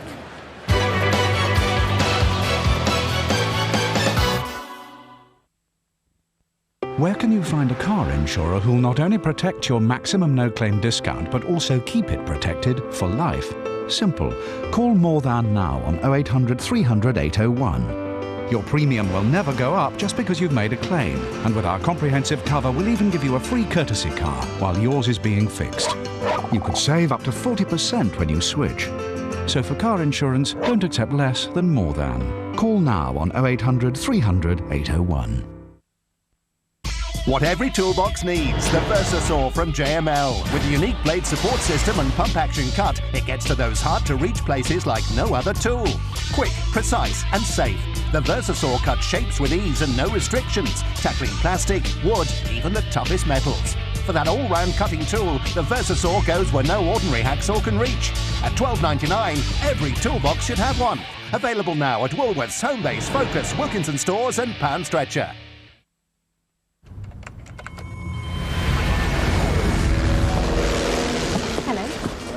We've just had a baby. Oh, yes. Congratulations, Mr. Lewis. So beautiful. And you'd like to show your photos to everyone, really? Will they be safe? Of course. Why wait? Share digital photos almost instantly with broadband from BT from only $17.99 a month. Visit bt.com or call 0800 317 316.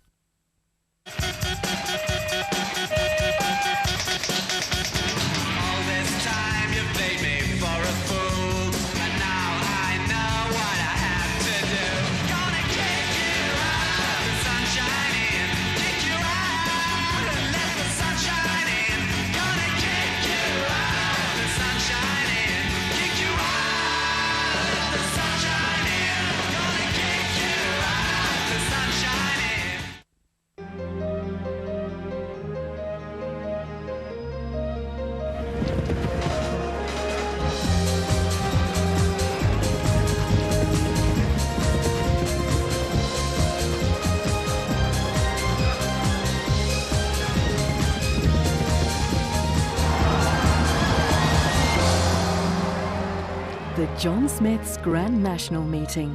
3 magical days.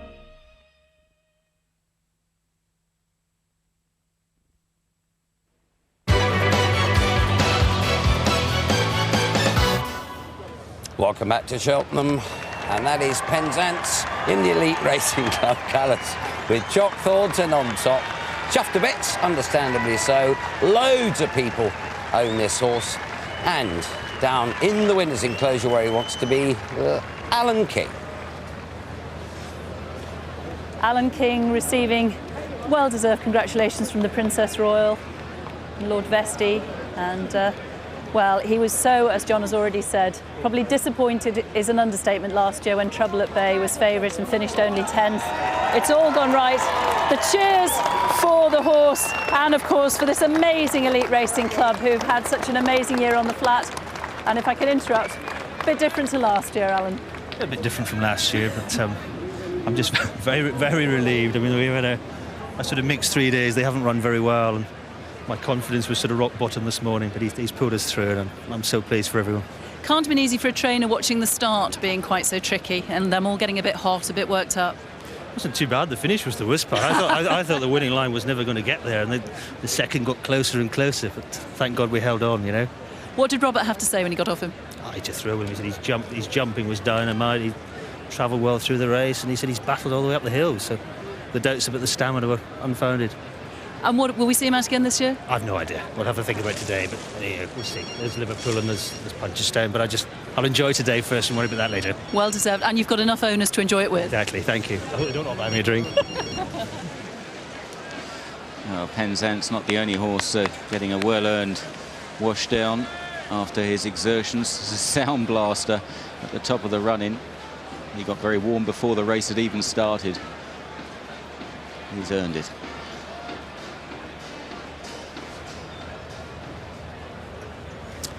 Well, nicely chilled off now. We're not far away from the Gold Cup. A major contender, of course, is down at Paul Nichols's. Strong Flow, the rising star when he won the Hennessy. Is he back to his best? Mike Cattermole's been down to find out. We're on top of Ditcheat Hill to see Strong Flow, the horse who 18 months ago had the chasing world at his feet until injury struck. But, amazingly, the Gold Cup dream is still very much alive. When Strong Flow won the 2003 Hennessy Cognac Gold Cup on only his 5th start over fences, the chasing world welcomed an exciting new star. But as trainer Paul Nicholls explains, after his next run at Kempton, any future plans were placed in immediate and serious doubt. Well, when he won the Feltham last Christmas, he made a couple of fairly bad mistakes, one in particular, the last fence of the circuit to go. Obviously, galloped on round in one, and soon it became apparent when he walked away from the winner's enclosure that he was quite severely lame, and obviously had done something quite severe. X-rays then revealed that he'd actually fractured a bone in his knee, so we were in trouble. Initially, we were told to give him 3 months in his box and then start some light physiotherapy once the injury had healed up, but it just took a while longer than we thought to heal the fracture. At the end of 5 months being in his box, he was still lame, and I was just panicking a little bit, and Brian Eagles, my vet, and I decided to send him to Newmarket to Ian Wright to have another look at him, and they found out there's basically some splinters of bone within the knee joint that were causing the pain, so they removed them, and immediately he was sound. So Paul now had Strong Flow back in training, but he had to adopt a patient approach to get him back to full fitness. The first month he came back in training in October, I was only able to walk him, And then he started cantering about the 5th of November. And then I had obviously a horse that was excessively heavy and unfit, and it took a long while and a lot of hard work to get him anywhere near to run. There's no doubt that Paul has done a fantastic job getting Strong Flow back to the racecourse. In the Aeon Chase at Newbury, he jumped and travelled like his old self, and although ultimately beaten by Farmer Jack, it was a tremendous effort. He now goes to the Gold Cup with a serious chance. So how does Strong Flow compare to previous greats trained by Nichols? And before the injury, you'd have to compare him with Seymour Business. You know, he's virtually unbeaten over fences, won a Hennessy as a novice. Injury stopped all of that, so you know, hope we can get back where we were thinking. Yeah, confident or hopeful? And you can never be confident about winning a race at Cheltenham because they're all so competitive. But I think we've got him well, and a lot of credit to the horse that he's back on the track. Well, Johnny, you rode Seymour Business before he won the Gold Cup. How does Strong Flow compare? I knew you'd ask me that one. They're completely different. Seymour Business was all action, you know, to get onto the bottom of the gallop, and he'd work every stride of the way up there. This fella, seen it all before, done it. Shouldn't really say it about a Gold Cup winner, but he's got more class, Strong Flow. Very athletic, you know, he carries himself nicely, but he also saves himself a bit, you know. Seymour Business would be doing his best work every single morning up there. This fella just looks after himself and saves himself for the big day. Any sign of the injury at all? No, none at all. I mean, he feels 110%. Moves really well, and as I said, he's a proper athlete. You know, you sit on him, you've got plenty in front of you, carries himself nicely. Strong Flow remains an enigma in that we really don't know quite how good he is. But given a clear round and normal luck in running, he looks sure to play a significant part in the big one as he jumps for fun and stays. Victory would surely represent Paul Nichols' finest achievement to date. And if Strong Flow does win, apart from Paul Nichols' staff who are very hard working, this is the vet and the lady who really got this horse back on the road, Ian and Tracy Wright. Tell us, what was he like when he came to you?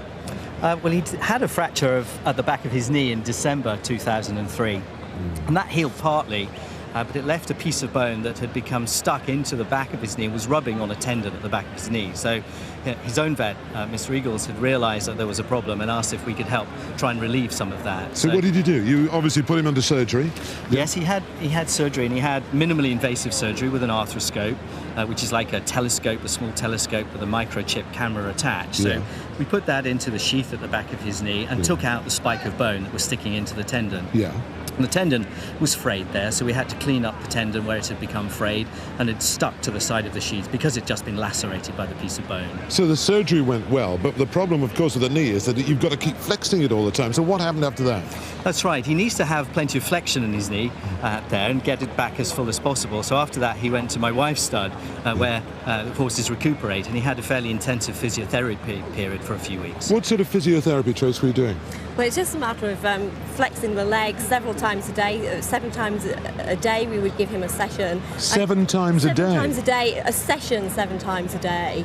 We would do it, and we would flex the leg for a period of time, and every time you would increase it, obviously just you have to get more and more flexion all the time. What were you doing? And So just say that's the front leg. What would you do? So lift it up like sure this. It's all right to do. Yeah, go on. But what, you sort of have to keep flexing it. You do. You have to work on it quite hard, and then you have to sort of get a little bit more each time. I get the picture. Time, so, yeah. Well, well done. So you've come especially to see if the horse can win. Oh, we have, yes. He's running on my birthday today, and I really wanted to see him. So, Well, let's hope Strong Flow makes it a real birthday present for you too. Absolutely. And well done for getting him here. Thanks very much. Thank you. Thank you. Well, ladies and gentlemen, the Chairman Lord Vestey and the directors of the Steeplechase Company are delighted to welcome the directors and guests of JCB back to Cheltenham this afternoon for the company's very generous sponsorship of the first championship race of the afternoon. This is the Grade 1 JCB Triumph Hurdle. Well, we extend the very warmest of welcomes to Lady Banford, the wife of Sir Anthony Banford, the chairman of JCB, accompanied by their daughter Alice. They very kindly joined us to present the race trophy, and here to receive it for that great win just now by Penzance. And on behalf of the many members of the Elite Racing Club, we're delighted to welcome their managing director, Mr. Tony Hill, and of course one of the 15,000 members, also Barbara Reeve. So well done to Mr. Tony Hill and also member Barbara Reeve.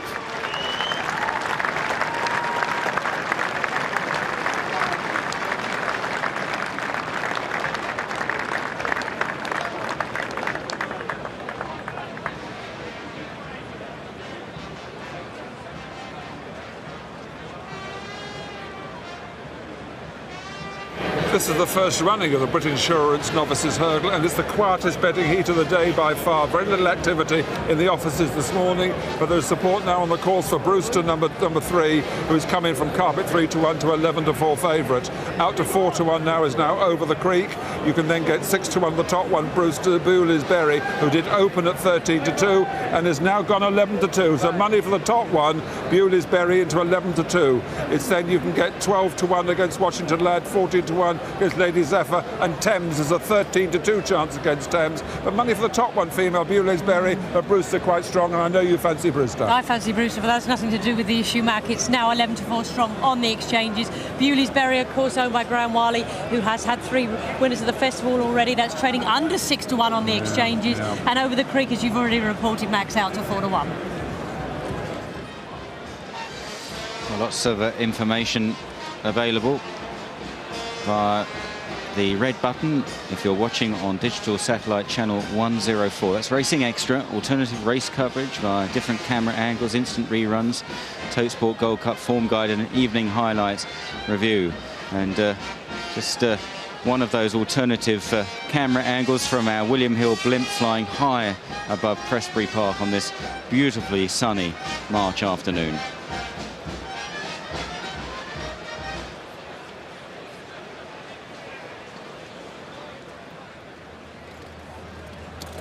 The old blimp flying high, fantastic scene out over to Cleve Hill. Cheltenham looking at its brilliant best, and some of its most brilliant action still to come.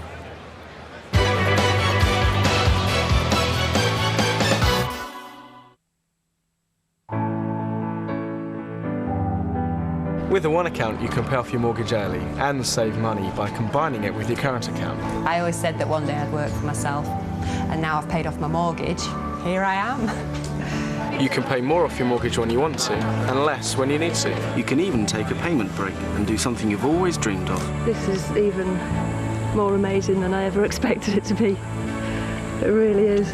You can also borrow extra money at the same rate as your mortgage as soon as you set up your account. So you could make some of those home improvements you've always talked about. I'm so pleased to get rid of that hideous bath. And it's easy to switch. We'll sort out everything for you straight away, even your direct debits and standing orders. So whether you'd like to pay off your mortgage early, take that once-in-a-lifetime trip, or even just do up the house, the One account is the ultimate flexible mortgage and can help you make one day today. Call us now on 08456 10 20 50. There's more to do in the islands of Guernsey, so you'll have a lot more to say. The islands of Guernsey, the islands of choice. I'm a computer programmer working from home, spending more time with family and friends. I'm an IT manager with benefits and a company car. I'm a website designer with real job satisfaction and less stress. I design computer games, earning $30,000 a year with real promotion prospects. If you're underpaid and undervalued and want real job prospects, train for a career in computers now with CompuTeach, one of the UK's leaders in IT training. Join thousands who left their old jobs behind. You don't need experience, you learn mainly at home, in your own time, for IT qualifications employers really want. CompuTeach will even help you find the right job. Change your life forever. More money, better prospects, better quality of life.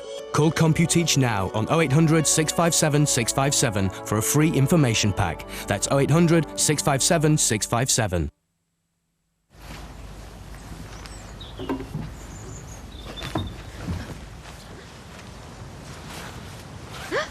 Women, don't expect any help on a Thursday. Nuts about women, motors, sport, read nuts. This week, free giant Abby Titmus poster.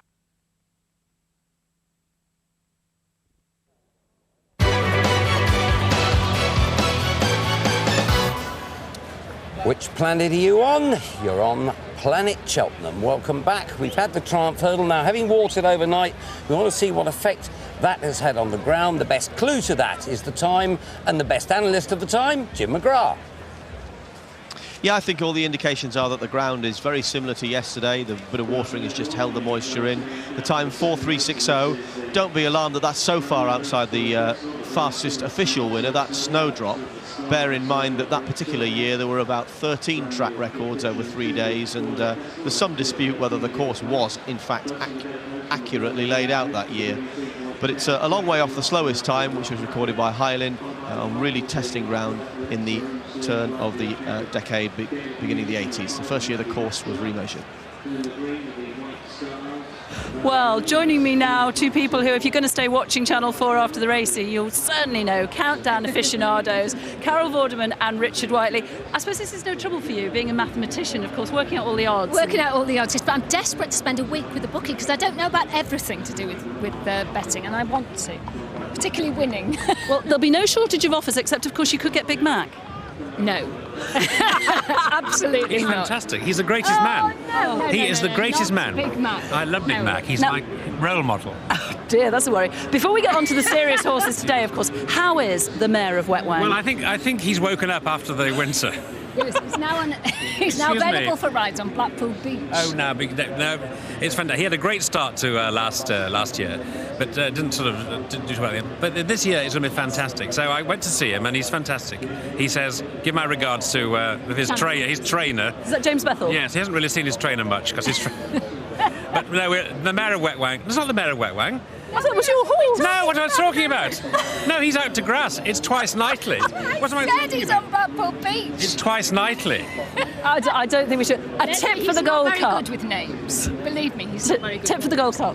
Tip for the Kicking King, because it sounds very similar to my daughter's called Katie King, so I'm just going on names. Pizarro. I wonder why.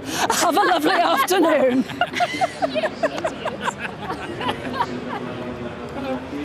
Pizarro'd again, I think, by the end of the day.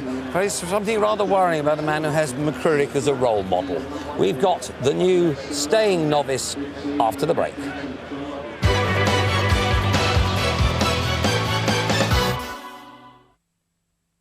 For independent advice on thousands of courses to improve your skills, call the Learn Direct advice line now on 0800 100 900. What can I get for 50p, Dad? 50p? Well... What about this? Maybe. What about that? No. Dad? Dad? I'll tell you what, we'll have a word. 50p. Our prices aren't that low, but it's hard to find lower. That's Comet Sense. Last 3 days. Alders in administration. Sunday is the last day for most locations. Save up to 75% now. Alders in administration. Last 3 days to save. Up to 75% off at every Alders. Sunday is the last day. Call the AA for a car loan on 0800 252 467 and you might be surprised at what you can afford.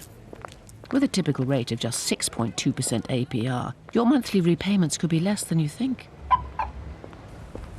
Kev? Kev? Nice car. Thanks. Do you need a lift? No. Fine, thanks. To get more car for your money, call 0800 252 467 or visit theaa.com today and just ask. Weather were too hot, food were too greasy, and you couldn't get a decent cup of tea. Over the past 75 years, we've all needed a PG moment.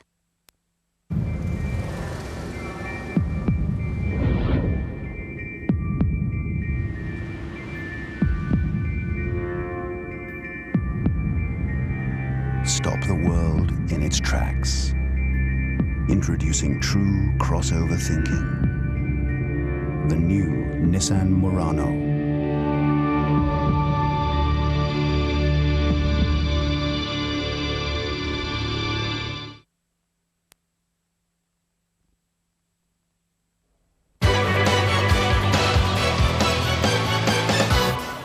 Welcome back to a splendidly sunny Cheltenham, where we're going to find out in a few minutes' time who's going to win the inaugural running of the Brit Insurance Novices Hurdle. This is the big 3-mile one for the staying novices, the ones for whom the Royal and Sun Alliance is not far enough. Let's have a look at the make and shape of the race. The non-runners here are numbers 6 and 9. This is a valuable race worth 43,000, and we'll get the runners and riders from Simon Holt. And they're headed by Bewleysbury at 11-2 Graham Lee. Bobbin is a grey. Joe Tizard in the saddle at 20-1. Brewster, the 5-2 favourite Richard Johnson. Del Vento at 100-1 Andrew McNamara. Gaelic Music and Matty Batchelor at 100-1. Jackson is ridden by Wayne Hutchinson at 66-1. Celtic Rock at 100's Mark Bradburn. Moulin Rouge and Robert Thornton at 9-1. Timmy Murphy on Over the Creek at 9-2. Romany Prince at 33-1. Paul Carberry. Senor Sedona, James Davis at 33-1. Stage by stage at 25 for Jimmy McCarthy. Thames and Mick Fitzgerald at 13-2. Vavavoom is ridden by Tom Scudamore at 66-1. At 12s, Washington Lad and Tony McCoy. Without a doubt, Seamus Durek at 66-1. Also 66s is Kings Bay and Jim Crowley. And Lady Zephyr, the Mount of Carl Llewellyn, at 14-1. Yeah, really good race this for a new edition for 3-miler for the novices. Good first prize of £43,000, and pluses for us: Brewster and Moulin Rouge going to the post, Del Vento, Romany Prince in the betting ring, and on the exchanges Bewleysbury and Brewster, and negatives Over the Creek, Washington Lad. Strong support for Brewster into 5-2 favourite now. Very weak is this Over the Creek for Martin Pipe, a 5-1 chance. Out to 14-1 is Lady Zephyr.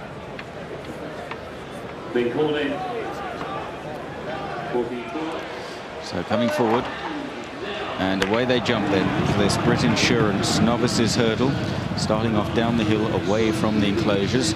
And Gaelic Music on the outside in the maroon sleeves, Brewster in the black and yellow colours near side, Senor Sedona in the centre as they arrive at flight number 1. And they're followed by Washington Lad towards the right in a noseband. Romany Prince is quite handy, so too Bewleysbury on the far side.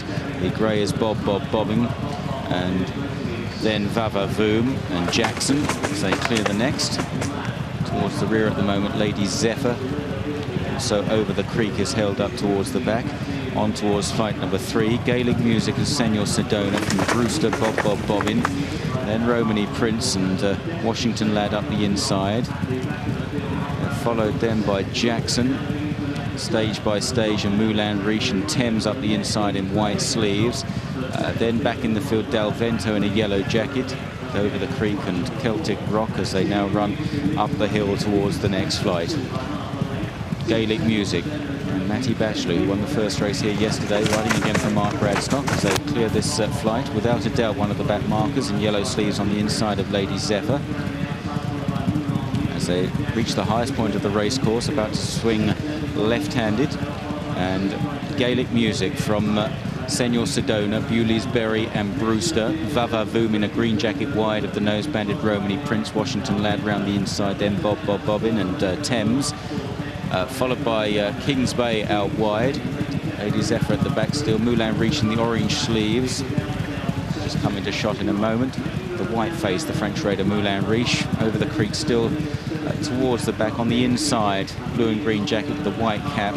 Similar-ish colours to Celtic Rock, who's in the rear. Without a doubt out the back as they jump the next.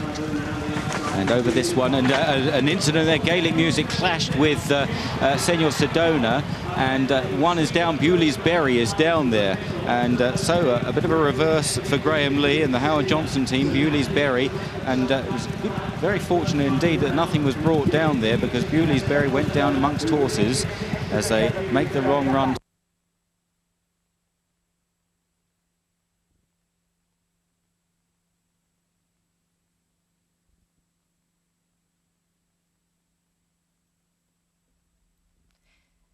Well, we do apologise. We seem to be having a few techie faults here, but we will return to Cheltenham just as quickly as we can. So hang on in there.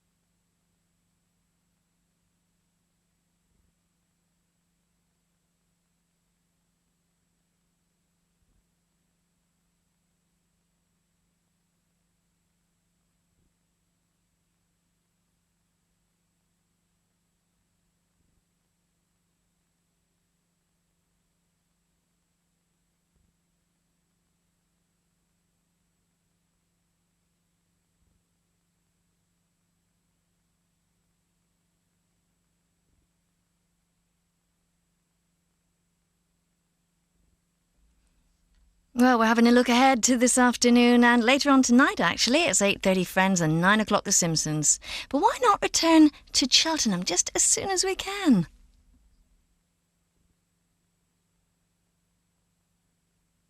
Here we go. Back to the Gold Cup. It's all happening at Cheltenham.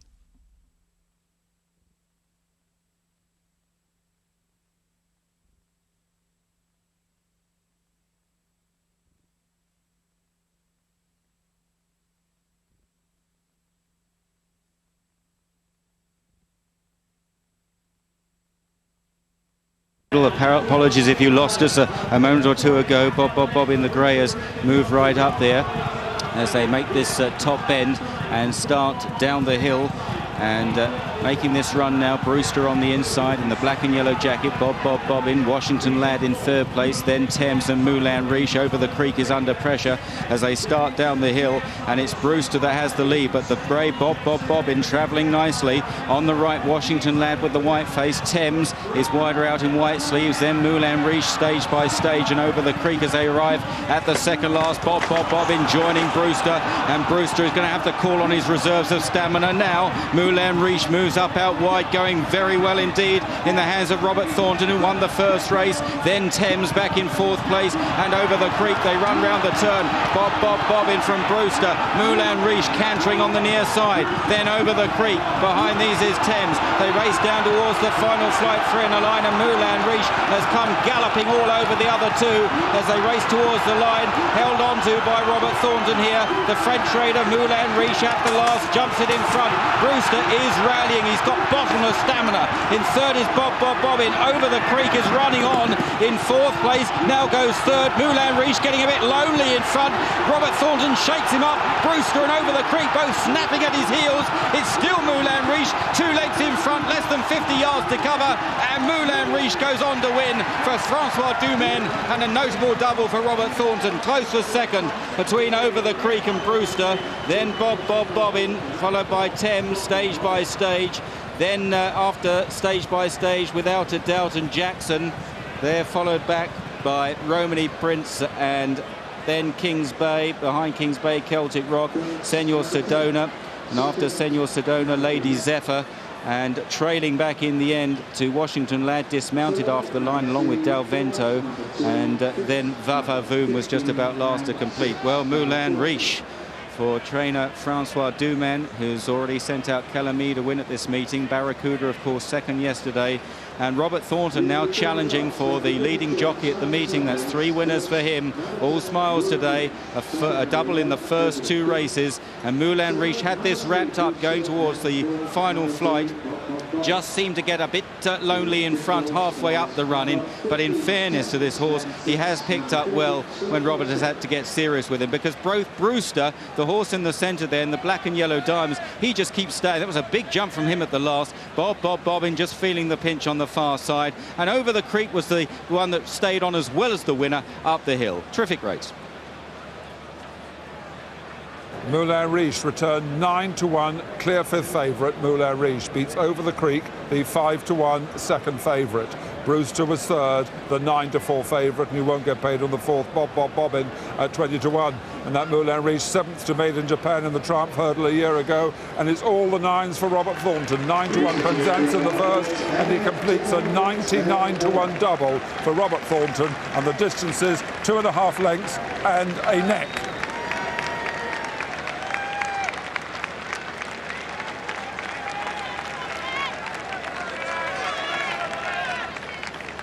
Well, played a huge compliment to Mephisto and plenty of other novices, this horse. Ran at Haydock last time we saw him, given a lovely patient ride by Robert Thornton, who got off for Jackson to ride this. And tremendous trainer, Francois Dumaine. You can think how few horses he brings over here and how successful he is. Brewster ran his heart out. Bobbin, what a run from him as well.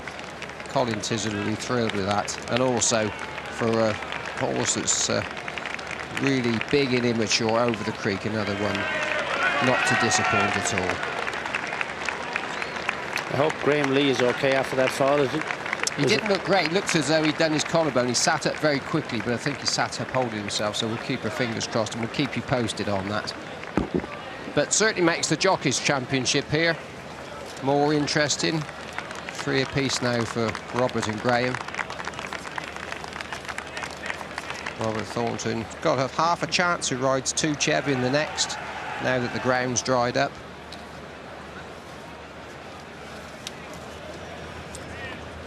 Well, sincere apologies, everybody, for the loss of pictures and sound there. We had a loss of power in the middle of the race, but we're fully restored to a working service again. It shouldn't happen again. And Robert Thornton is now on 3 winners. He's got some handy rides to come, including, poor fellow, my nap of the meeting later in the day, Al Maidan. He's making hay on the 4th day. We're going to take a break.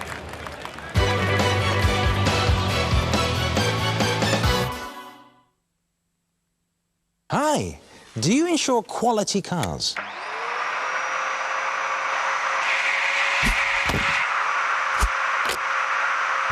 If you think you could be being quoted too much for your car insurance, there is an alternative. First Alternative. The alternative for quality cars. The alternative to some other insurance companies. First Alternative. Call us on 08450 455 455. With Rock Retinox Correction, your wrinkles could look 10 years younger. If you're not completely satisfied, we'll give you your money back. Rock, we keep our promises. If you buy a custom-made car, you can get exactly what you want. But it costs you more. Buy a personalised swimming pool and you'll get exactly what you want. But it costs you more. If you book the different parts of your tailor-made holiday at expedia.co.uk, you can get exactly what you want. But it costs you less. Much less. Expedia.co.uk. Create your perfect trip. You'll feel relaxed. Selected baths are half price at B&Q. And be a bubblier person with a half-price whirlpool system. B&Q give you more stylish rooms for less than you thought possible. Amazing bathroom offers exclusively at B&Q. Nestling within the lavish embrace of one of Europe's legendary golf resorts and home of the 2006 Ryder Cup, you'll find Lady Castle at the K Club. An exclusive development of individual homes in a unique environment, Lady Castle redefines luxury. World-class facilities at your fingertips, a breathtaking landscape on your doorstep. The Lady Castle lifestyle is one to which you'll soon become accustomed. To find out more, visit kclubladycastle.com.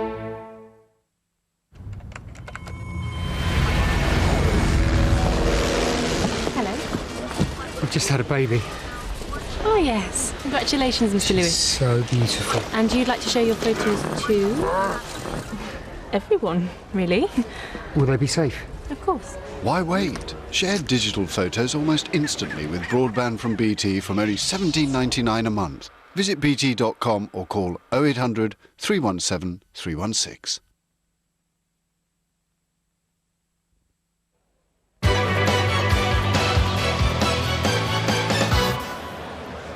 Well, welcome back to Cheltenham, everybody. Moulin Rouge having a deserved drink after his exertions. And this is really warm for these horses today. Don't underestimate that. They haven't seen anything like this for months.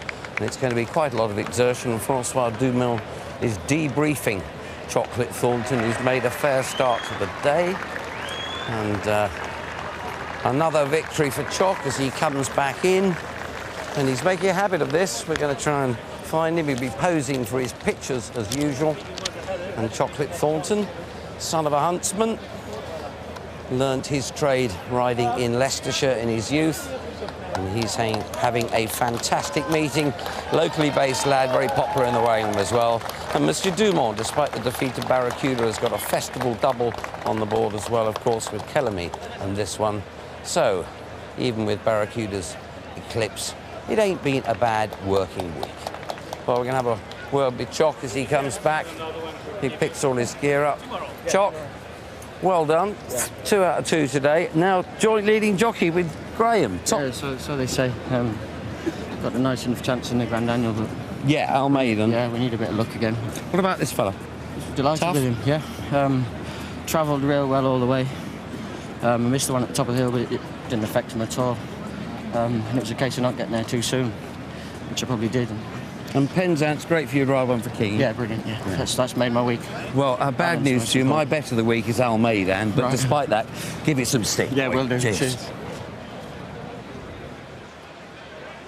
Well, we'll keep you updated with Graham Lee shortly. Let's just have a look at the four of his ride, Bewley's Berry. And we've just been saying how well he jumped. Stood off a long way for him. Just got his head twisted round just as the horse over on his outside, Gaelic Music, came across.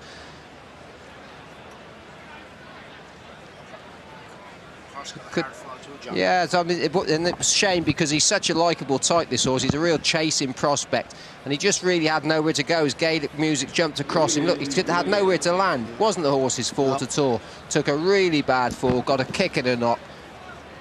Unfortunate. A double at the festival, not bad. The first day and the last day, you know, in between where we couldn't be right completely, but it's such a dream, you know. It's a hard job from France, and you know, I don't want to take any more merit than I've got, but I'm so satisfied that my owners follow me, and because this owner here is the president of French Owners Association, and he thought I was crazy, and you know, thank God. You know what you're doing with these staying hurdlers? Well, yes, he needed that. They definitely needed that trip. He hadn't done that well before. But he's been proven a good horse in France, so it's not a big surprise of that quality. He's very versatile. He's won over fences and on the flat in France. Yes, but we don't have this novice situation in France. So here on the steeplechase in France, he would have had to meet against the big boys, and it's too soon, so I switched him back to the hurdles. It's very, very hard to say because there may not ever be another Barracuda, but could he get that high? It's very difficult, and it's such a difficult target for him. I won't talk to him about it anyway. How is Barracuda? He went out ridden this morning. He's not even in any way stiff. He licked his manger. He's a real pleasure. Well done on the 2 wins. Thank you for your support. Well, the arrival of one of the principal gladiators for the Gold Cup. This is Beef or Salmon. Been here before, has yet to do it, but this could be his year. And of course, the Cheltenham Gold Cup doesn't just place a great onus on the abilities of the horse, it's also a test of jockeyship. Well, Mike Cattermole has been to get a masterclass from Richard Dunwoody. Down here at the Gold Cup start, and a warm welcome back to Cheltenham for the three-time champion Richard Dunwoody. Great to be back here, I guess. It's good to be back, yes. A long time since I've ridden around here in '99. 12 times though in the Gold Cup, and a really good record, Richard. 8 times in the first 3. Yes, finished placed in a lot of times. Came down the hill and a couple of times swinging away on one man, and also finished out of the frame. But I think I finished third far too many times. But you won it once, crucially. Yep, won it way back in '88 on Charter Party. It gave me a superb ride. So, an insight into how to ride the track today for us. Yes, I've been very lucky. Charlie Mann's loaned me Celibate, a horse I've ridden around here a few times, and looking forward to it. Well, so am I, and what's more, I'm going to ride around with you, OK? OK, Mike. See you in a minute. See you in a minute.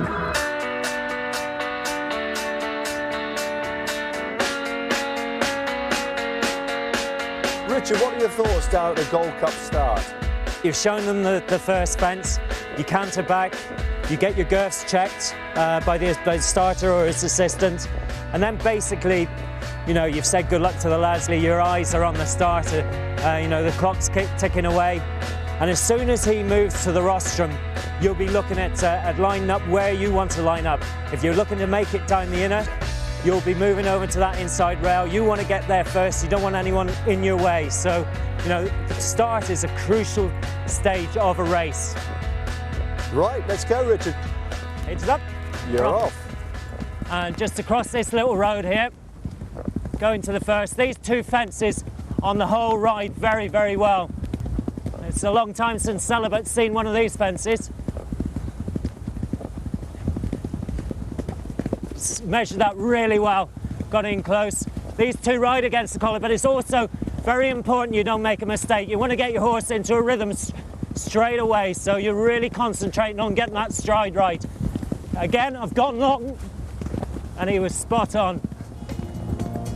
So the true test of the top-class staying chaser, 22 fences around the new course here at Cheltenham, 16 plain ones, 4 ditches, and 2 water jumps.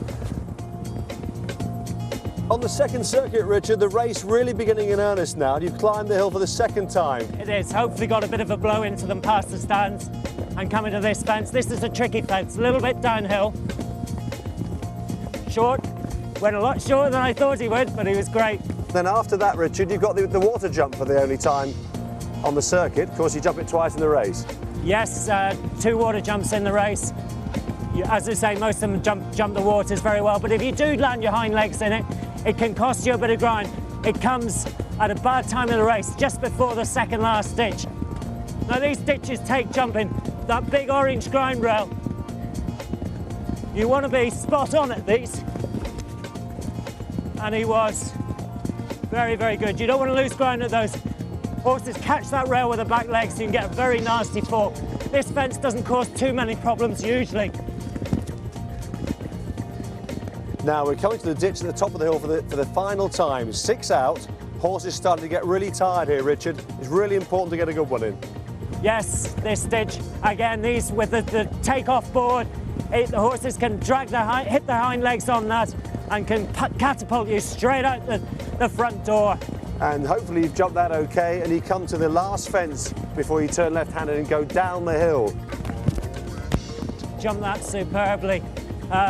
Now the race hots up. You're coming down round this bend into the 4th last, and this is where your race can be really won or lost. Well, Richard, you had an unfortunate experience on Von Trapp, didn't you, your first ride? Dropped back at the ditch, but then he was really starting to motor again, and got him on his head. It's a long way down there. It's got a good drop to it. Is that tricky, that fence? It is tricky. You find a lot of fallers. Look at the Real Bandit last year. AP was on the deck there, and then you're coming down the 3rd last. Again, you hope you've got something in the tanks. It's still a fair way to go.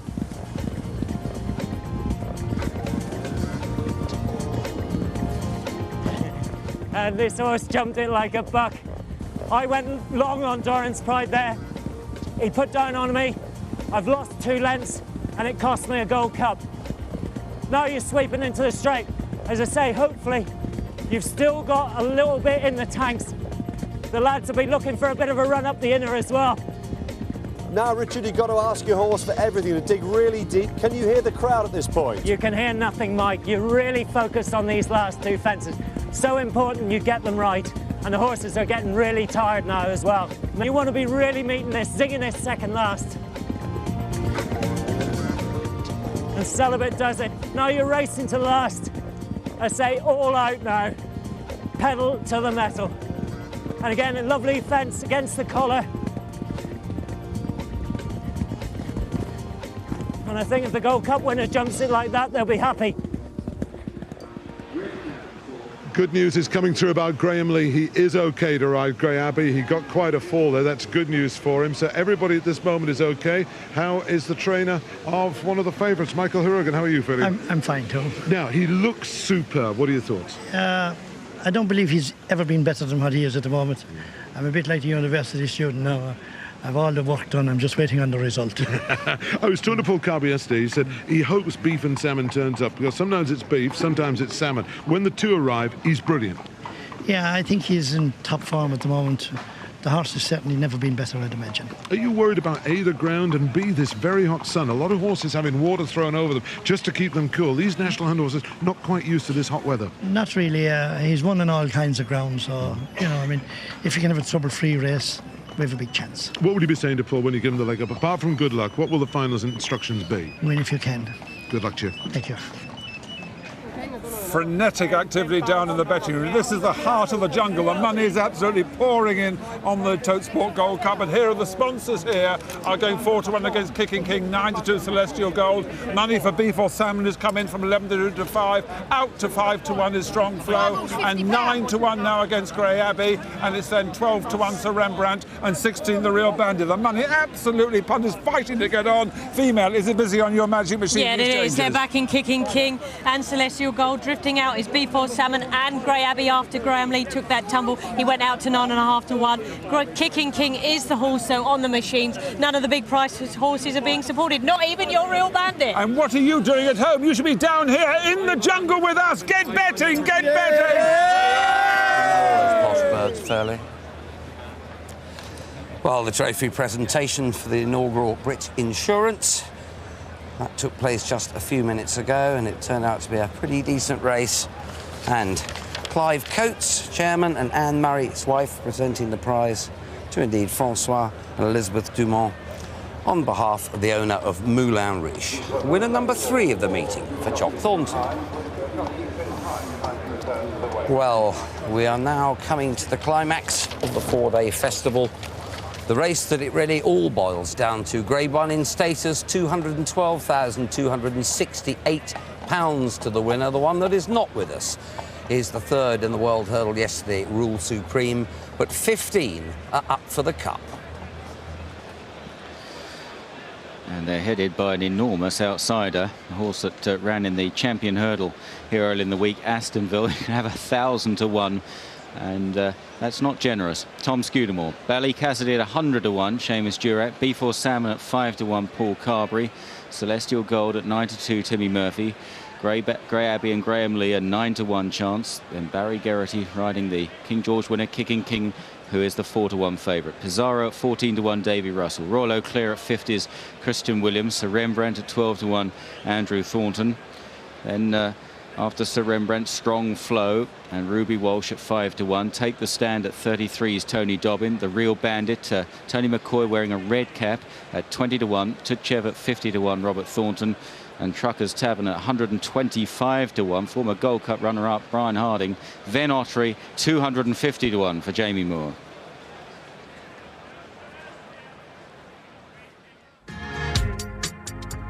Last Thursday, Best Mate produced the biggest Cheltenham shock since Isterbrack was pulled up in the 2002 Champion Hurdle. A late setback meant he wouldn't be able to challenge for a 4th successive Cheltenham Gold Cup, robbing racing's biggest festival of its best-known equine hero.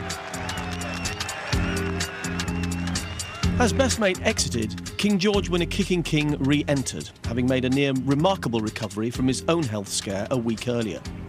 Judged purely on form, Tom Taafe's gelding has the best recent credentials of any left in the lineup. A young, strong-running, bold-jumping horse, only this late howler gave his Kempton rivals the slightest hope of catching him. The one unknown factor is whether he'll stay around Cheltenham's far more testing course. B4 Salmon is another leading Irish contender, and his contemptuous defeat of Best Mate under an exultant Paul Carberry at Leopardstown in December underlined just how much ability he has. However, the memory of this crashing fall in the Gold Cup 2 years ago still remains. Cheltenham calls for fast, fluent fencing, and it's debatable that he'll produce that. Strong Flow and Celestial Gold, winners of the last 2 Hennessy Gold Cups at Newbury, tuned up for the festival in the Aeon Chase over the same track in February. Neither could contain subsequent Racing Post Chase winner Farmer Jack, but Strong Flow was on the comeback trail after injury, and Celestial Gold was returning after a break. In the circumstances, the pair shape well and can't be ruled out. And in what looks an open race, don't forget Grey Abbey.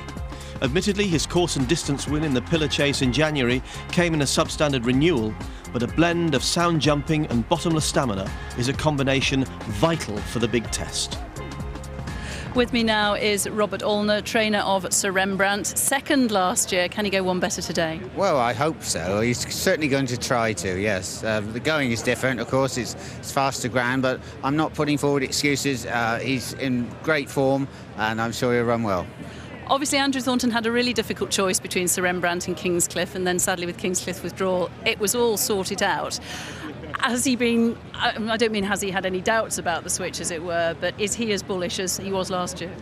It was such a difficult decision for him. I mean, he really had to do a lot of heart searching because he loves Sir Rembrandt. He's always ridden him, and he's had some great rides off him. And it was an agonising decision, and he wished he didn't have to make it.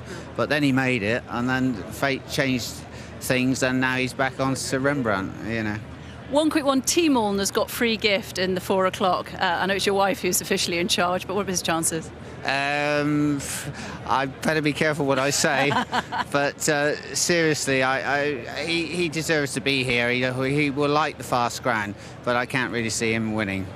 Right, very honest, and best of luck in the Gold Cup. Thank you, cheers. Yeah, I can't wait for this to get underway. I know there's no best mate, but it's so open. In many ways, it's added to the interest. And if you're looking for a question for future quizzes, you can guarantee this is going to be one of them. Name the last horse to run in the Champion Hurdle and the Gold Cup, and it'll be this horse, Astonville. Actually didn't disgrace himself the other day. Fine looking horse, but 500 to 1 and drifting. Peter Bowen runs a couple here. We'll be looking at Take the Stand later on, but let's have a look at Ballycassidy first. I could actually give a little bit of a squeak to Take the Stand, but Ballycassidy, I just think that well, he's only had 3 starts and he was disappointing behind Strong Flow last time out. He's the mount of Seamus Durack. Peter Bowen's horse is just beginning to come back to a little bit of form.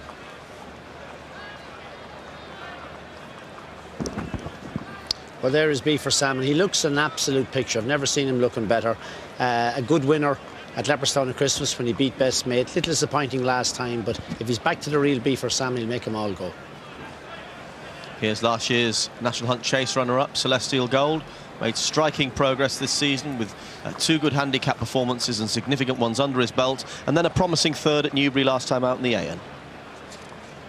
With the exception of this horse, Grey Abbey, they've nearly all run at Cheltenham Festival before, but this fella, a Scottish national winner, a really good jumper and a good galloper. He's had training problems leading up to this, but he's thoroughly genuine.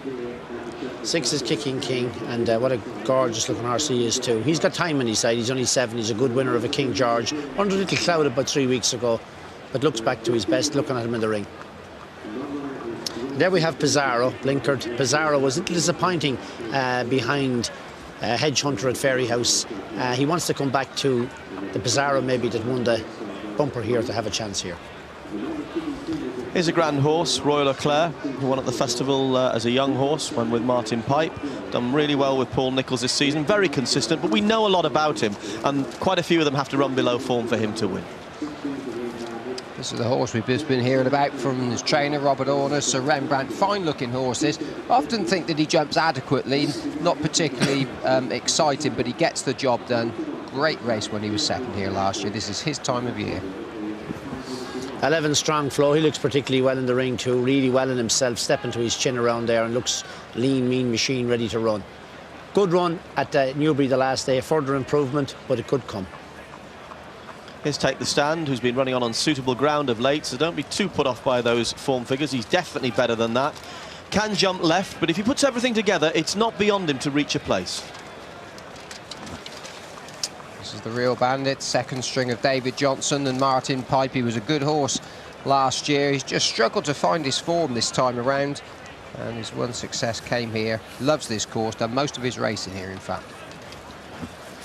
Titchev, well, at one stage he was reckoned to be a top-class 2.5 miler. He's lost his way a little bit. His last run was a bit disappointing, but if he came back to his very best, he might run into a first 4 there at 50 to 1. Trucker's Tavern actually ran into the frame 2 years ago behind Best Mate. Hasn't been in consistent form since, though he does retain a decent level of ability, but in all honesty, he needs the ground much softer than he's got here to be his best. And finally, Ben Ottery, if Oliver Carter's watching, hope you're on the mend, Oliver. I know you haven't been too well. He's the mount of Jamie Moore and ran just the other day, disappointing in the 2-mile champion chase, and he's another one struggling to find a little bit of form at the moment.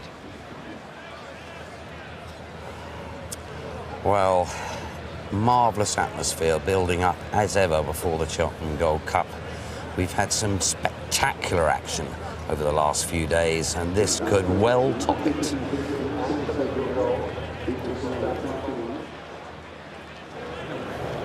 9-2 joint favourites. They're now going. Kicking King is joint favourite along with Celestial Gold. In a race that 25 favourites and 78 and 76 runnings have won it. And Victor Chandler laid a £40,000 bet at 9-2 to take out £180,000. Celestial Gold very strong at 9-2. Beef or Salmon has touched 11-2, but it's a 5-1 chance. And Chronicle Betworks laid a £10,000 bet at 5-1. Quite weak, this strong flow out to 5-1. They clip Grey Abbey into 8-1 from 9-1. It's 12-1 Sir Rembrandt, and the Real Bandit back from 20-1 into 106. 16 the Real Bandit. Joint favourites here on the course, 9-2 female. Kicking King just favourite by the smallest of margins. 0.1 on the exchanges. Celestial Gold is challenging him for favouritism. Mac each way money for the Real Bandit on the machines.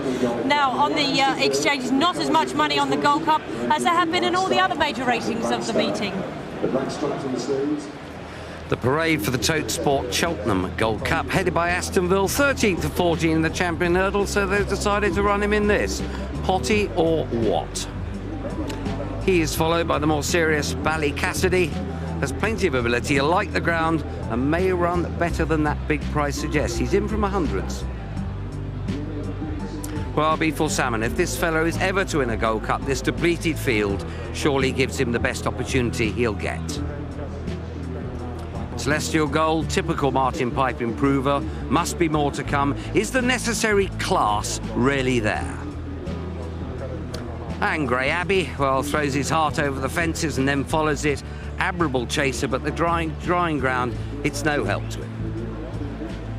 Kicking King, now the joint favourite. Cracking King George win, could improve more. Slight question mark for me on his jumping.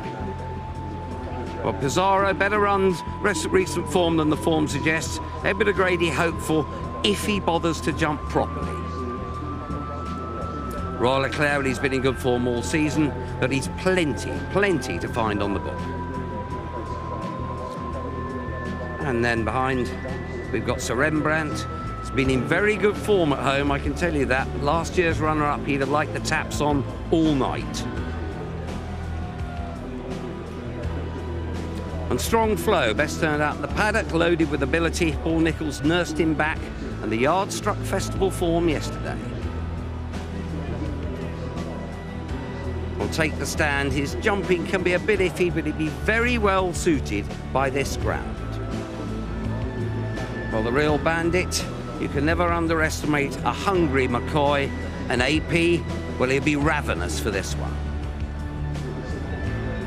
Tuchef back for his 6th run at the festival, but he may need long-range fuel tanks to get home over this trip. Trucker's Tavern wants second to best mate in this, but he can hit one. He'd like to have it bottomless. And whipping in, finally, we've got Venottery. Well, 7th in the 2-mile champion on Wednesday. This trip won't stretch his stamina. I think it will snap it like elastic.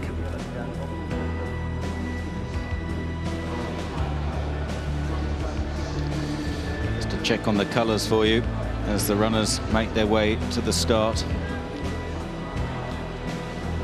Don't need the colours for Grey Abbey. Almost white Grey Abbey. Strong Flow, orange and black. The Real Bandit, red cap it'll be on the Real Bandit. Betting passing through. Kicking King, the 4-1 favourite. It's tight at the top of the betting here. And tight in the stomachs of these jockeys as well, as they go out to ride in the most prestigious race of the jumping season. Serious stuff. Paul Carberry in the yellow jacket.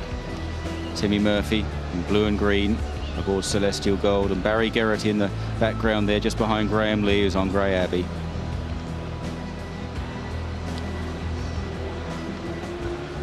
Today in the royal presence, the Princess Royal with Andrew Parker Bowles presenting the Gold Cup to the winners in a few minutes' time.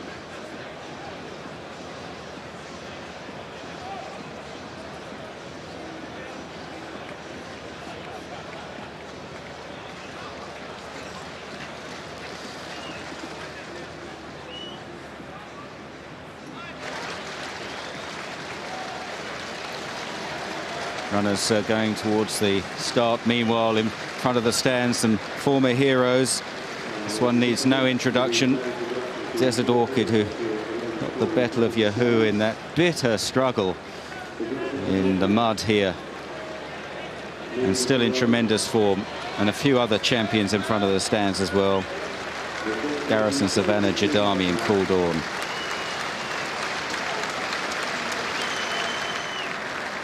Well, the horses are just making their way to post. So Rembrandt is really, really keen, and Andrew Thornton's had a few problems pulling him up. Pizarro looking quite relaxed. He's got the blinkers on for the first time here today, just getting a bit warm. B4 Salmon, I agree with the boys. I've just had my first sight of him, and he looks an absolute picture. I've never seen him look so good. This is a new idea. They've just popped a fence in the holding area for the horses to show them. A lot of them took them up to the first fence, so I don't know whether they're going to have a look at this. Here's Kicking King now, and, well, Shane Maloney's come down here. The Taafe team have left nothing to chance. They had a horse that lost a shoe at Liverpool last year, and they couldn't get the shoe back on. So now, for every Grade 1 race, they send a representative down to the start. And he says no problems with Kicking King at the start, but he's just here to keep an eye on him, make sure there's no problems. Alice, just up here, we just got the news through that Davy Condon in the first race has been fined £250 for disobeying the starter in the Triumph. I don't know what you thought, because you were much closer to the action than us, but it looked to us as though he had absolutely no chance of stopping that Don't Be Biting. He did get a serious roasting as they were coming round, and they were shouting at him, but I agree with you, it was a difficult one. His horse was really getting a run on him, and the rest of them were right up behind him, and so it was difficult for him to take a pull. That does sound quite steep, but anyway, the lad's just getting behind us. Let's see if we can get a bit closer in on the action. Here we go. Here's Van Ottery in behind us now. He's a big outsider, his second run of the week, as we've heard. He ran in the Champion Chase earlier on, but let's hope Bolly Carter's making amends.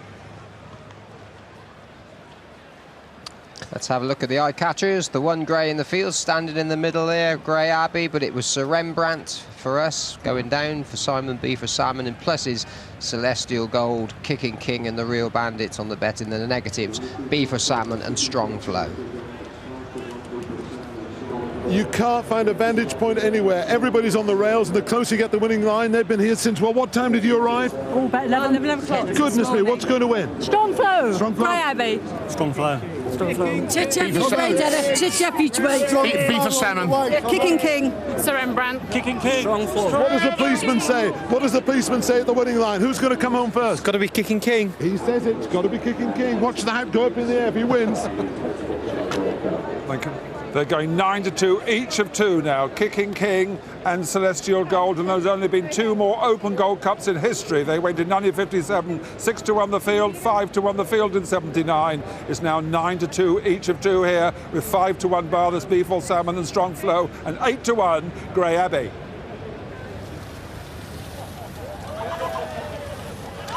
Tom Taafe up in the stands, absolutely anxious, doesn't begin to describe how these next moment. He's got a real pair of U-boat commander's bins to see the action from.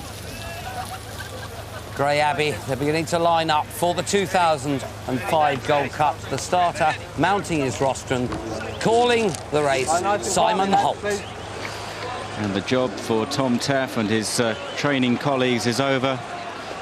Such a tough job to get these horses just to the start, as we've learned in the last few days. They jump away with Kicking King going to go off the favourite at 4-1 for the Toe Sport Cheltenham Gold Cup. And the front runner, the natural front runner, Grey Abbey, straight into the lead in the hands of Graham Lee. From Bialy Cassidy in second place over fence number 1, Sir Rembrandt, and then Pizarro. Making a hash of the first was Take a Stand. B4 Salmon was a bit awkward as well. Van Ottery is the early back marker as they run on towards the second. Grey Abbey jumps it beautifully from Bialy Cassidy and Sir Rembrandt. Then Pizarro, followed by Royal Eau Claire in a noseband. Then the Real Bandit up the inside of Strong Flow in orange colours. After Strong Flow, a couple of lengths away is Tutchev. Take the Stand has blundered at the first two fences. Then Kicking King, Astonville, held up towards the rear Truckers Tavern with Celestial Gold, B4 Salmon, and finally Van Ottery, some way off the pace, about 20-25 lengths behind the leader Grey Abbey, who's got the field reasonably strung out as they go towards the third. Grey Abbey, former Scottish national winner, leads the way here. Pizarro makes a mistake there. All safely over, though, as they now head towards the water. Grey Abbey leading from Bialy Cassidy in the noseband. And after Ballycassidy is Sir Rembrandt. And they're followed by Royal Eau Claire and Pizarro. And splashing the water at the back was Trucker's Tavern. Made a very bad mistake there and drops to the tail. Over the next, Grey Abbey from Ballycassidy. Then Pizarro and Sir Rembrandt. Royal Eau Claire, Strong Flow. Next is Tutchev, and on the inside is the Real Bandit as they jump the next. And all safely over that one. B4 Salmon still held up some way off the pace as now they swing left-handed uphill towards this next open ditch, and Grey Abbey has the lead still to Ballycassidy in second place, Pizarro and Sir Rembrandt, then Royal Eau Claire, the Royal Bandit up the inside, Trucker's Taverns jumping appallingly at the rear, Strong Flow moving forward just a shade, and shadowing him is Kicking King in the purple and white jacket, followed by Tutchev. As they jump the next, Take the Stand is over next from Celestial Gold, Astonville, then Ven Ottery, B4 Salmon, and finally Trucker's Tavern. Making a left-hand turn now towards a tricky fence, which is slightly on the descent, and it's Grey Abbey that continues to lead this 2005 Gold Cup field as they take this fence. Grey Abbey from Ballycassidy landing over it safely. B4 Salmon was a bit awkward at the back there. Ven Ottery is pulling far too hard too early in the race as they run down the hill. Grey Abbey continues from Ballycassidy, followed closely by Sir Rembrandt in the red and yellow jacket on the outside. Then Pizarro, who's a bit erratic at the fences. The Real Bandits up the inside in a red cap. Then Strong Flow, Royal Eau Claire. Kicking King is taking a keen tug with Barry Geraughty, the white sleeve jacket. Just hasn't completely switched off. Ven Ottery the same on the outside. Strong Flow just ahead of those. Then Royal Eau Claire as they straighten up again. Celestial Gold held up towards the rear by Timmy Murphy, and behind him is B4 Salmon with Astonville, and Trucker's Tavern is tailing off. They've completed a circuit of the course. Over the next, another plain fence, and the next fence will be their last after another circuit. It's fence number 12. They have 22 in all to jump, a circuit left to cover. Grey Abbey's been in front all the way, jumping magnificently. Sir Rembrandt is just second, then Ballycassidy. Kicking King getting into the race now, goes fourth on the outside of Strong Flow. Then Pizarro. Next is Ven Ottery from Tutchev and the Real Bandit and Royal Eau Claire. Celestial Gold towards the back with Take the Stand, and then B4 Salmon, Astonville, and 6 or 7 lengths last is Trucker's Tavern. Running into the back straight once again, then downhill towards the next, and Sir Rembrandt now getting competitive with Grey Abbey, sent up on the outside by Andrew Thornton as they jump the next. Sir Rembrandt and Grey Abbey, both of these leaders, stout stayers. They're going to ensure this is a test here. They're 4 or 5 lengths clear of Kicking King, with Strong Flow on his inside. Next is Tutchev and Pizarro and Ballycassidy, and then Take the Stand as they jump the water jump behind the Celestial Gold and Royal Eau Claire, and then B4 Salmon from Astonville and Trucker's Tavern at the tail. This is an open ditch. Grey Abbey and Sir Rembrandt, they just both flew it. Tremendous jumping by the pair of them. They're clear of Kicking King. Then Strong Flow on the right still travels well enough under Ruby Walsh. Behind Strong Flow then is Take the Stand, the Real Bandit, Ballycassidy, and then behind Ballycassidy is Tutchev as Grey Abbey continues to lead up the far side as they race towards this open ditch. B4 Salmon's got a lot of work to do at the moment. It's well out the back,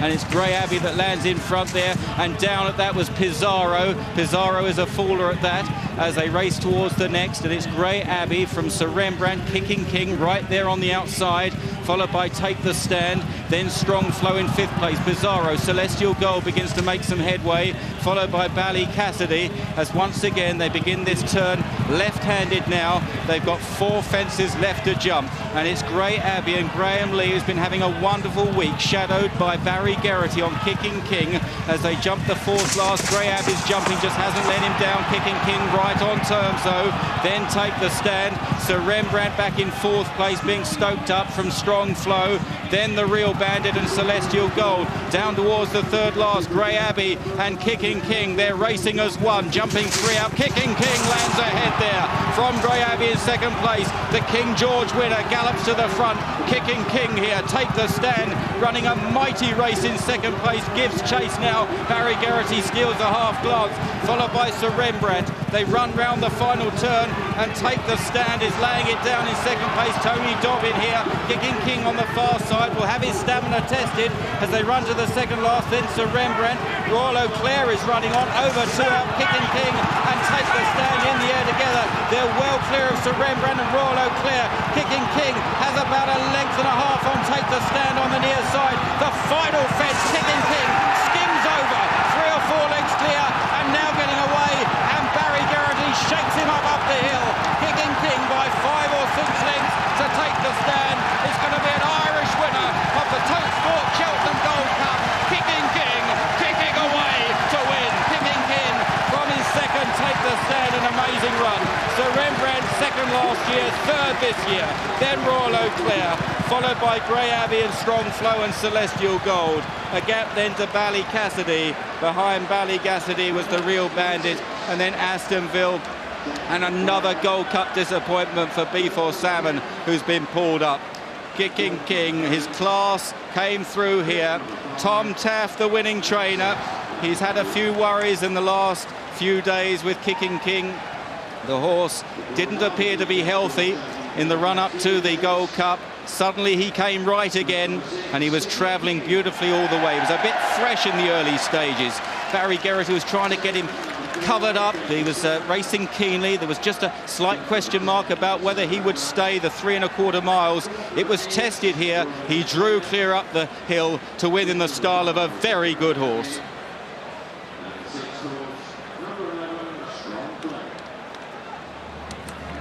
Here he comes, Barry Geraughty. What's it compare to winning the Gold Cup to the Champion Chase? How does this feel? I think it's good to have to be in the position to be able to compare them. I'm probably fortunate enough to have possibly the 2 best chases on the go at the minute. He's some too. You know, Barry, from where I was standing, you seem to be cruising all the way. I was running away all the time, jumped brilliantly. The last 3, unbelievable, great scope. And you know, he's only 7-year-old. You can see the size of him yourself. Hello, Shane. Here's Shane, the head lad. Everybody's coming in. The name Taafe will be back in the winner's enclosure here at Cheltenham. Here with me, Elaine Taafe, who was out on the gallops yesterday, who's helped husband. You said you're so pleased for Tom.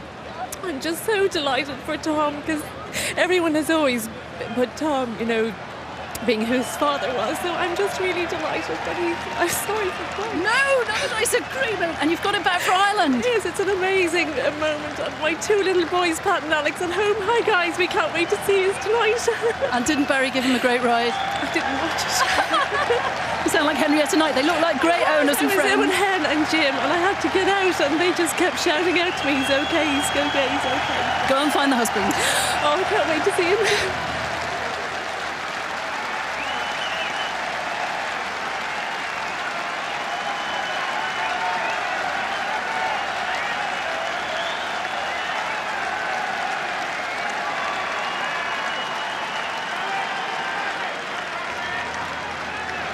Well, class will out. And this fellow looked the coming force when winning the King George. Second over the inadequate trip of the Arkle last year. This trip, as it happened, held no terror swim at all. He was challenged by a thorough stare, but he dug. Barry Geraughty had kept enough in reserve. And watch the fella go. He's a fine jockey, a proper showman. And Kicking King for Tom Taafe has taken the Gold Cap back over the water for the first time since Imperial Call. And this is the new chasing hero to rank alongside Moscow Flower for the Irish.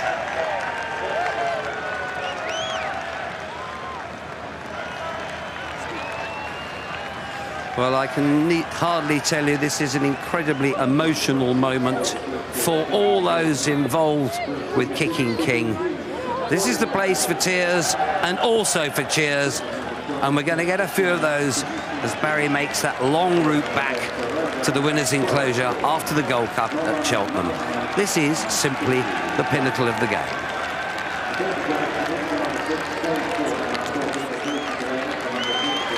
Kicking King, 5-1 with Sky Bet this morning, generally 9-2 and 4 returned. The 4-1 favourite, that Kicking King. He's the 26th favourite in 77 runnings to win the Gold Cup. Ireland win it for the 20th time. He was the 13th Irish trained favourite in the race. He was the 7th to win. And after Hardy Eustace, 7-2 joint favourite in the Champion Hurdle, the 9th time the favourites have won the Champion Hurdle and the Gold Cup, and only the 4th time that Ireland have taken both the championship races. They did it in 49 and 50 with Hatton's Grace and Cottage Rake, and in 1946 to Stell and Prince Regent. And tremendous scenes here at Cheltenham, welcoming Kicking King. He stayed the distance all right. Those who doubted him were proven so wrong. Take a Stand ran a screaming race, 25-1, 9th choice of the punters, with Sir Rembrandt third, runner-up last year, third today at 12-1. 4th horse who won't get paid on that was Royal Leclerc at 40-1, but 4-1, Kicking King for Barry Geraughty.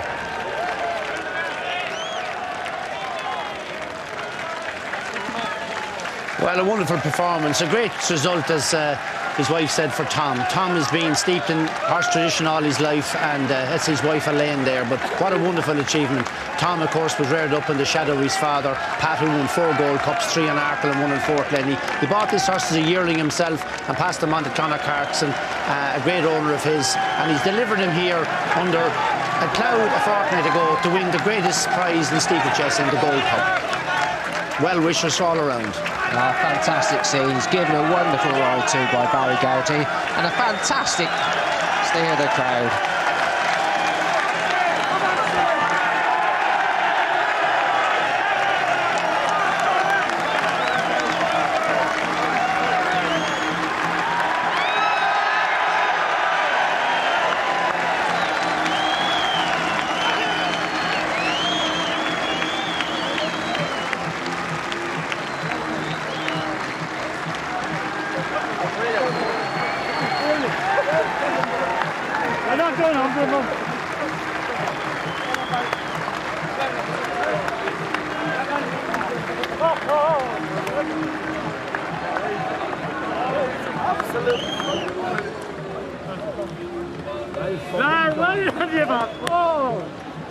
Tom, well done, son. The father won 4 Gold Cups, and now Tom, the father won 4 Gold Cups, now the son has won his first. Did you have an anxious moment in the race? Never once, to be honest. I mean, fused the pun, but he absolutely pissed him, you know? Yeah, I mean, I said to Barry not to let him go until late, and his biggest job was restraining him in the last circuit. And 2 weeks ago, your hopes were shattered. Absolutely shattered. Connor said to me there before we came up, he said, when I rang him, he was in Spain, and he pulled the car, and he said he didn't move it for 2 hours. He was crying in the car.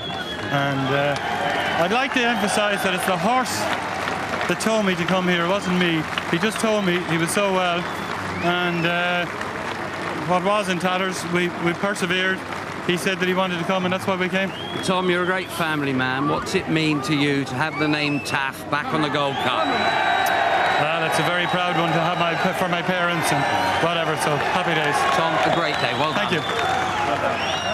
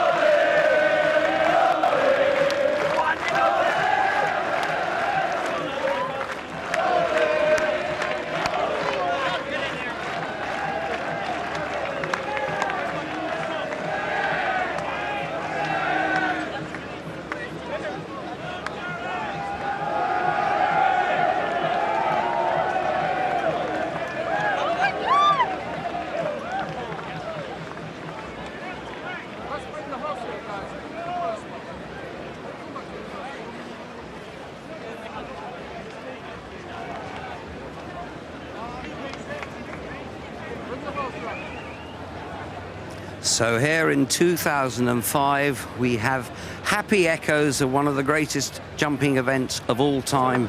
Back in 1964, this man, Tom Taafe's father, Pat, came over and humbled the hitherto thought unbeatable Millhouse. Pat Taafe rode Arkle to his victories. He was a magical horseman, and he broke Millhouse's heart that day, and this was the greatest horse ever seen. And now Pat Taafe's son has trained the winner of the Gold Cup. History has come full circle. Well, Tom's father, Pat, trained Captain Christie as well, and I know Tom since he was in nappies.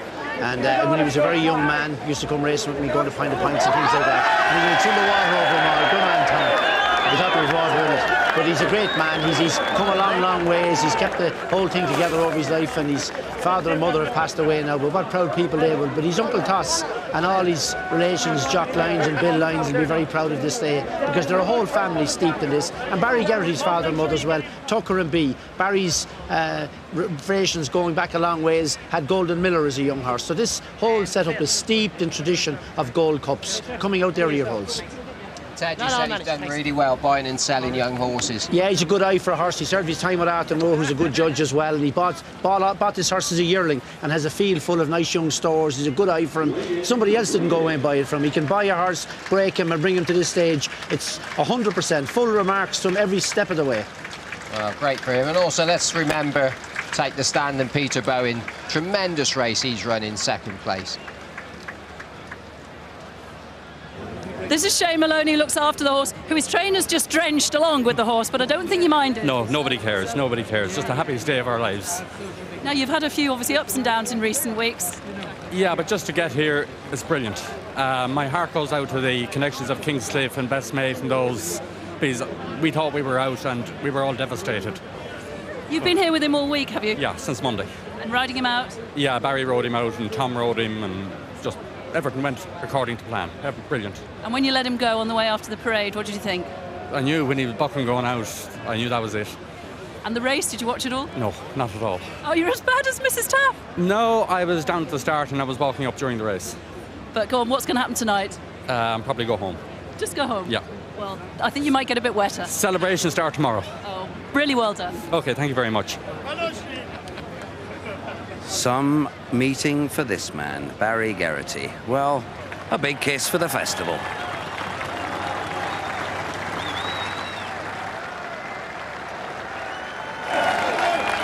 We're getting run over.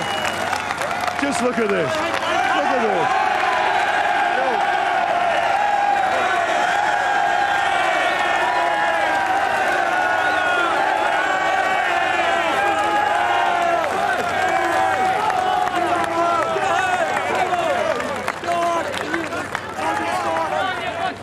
You don't need to say any more. That's the reaction. Did anybody back the winner?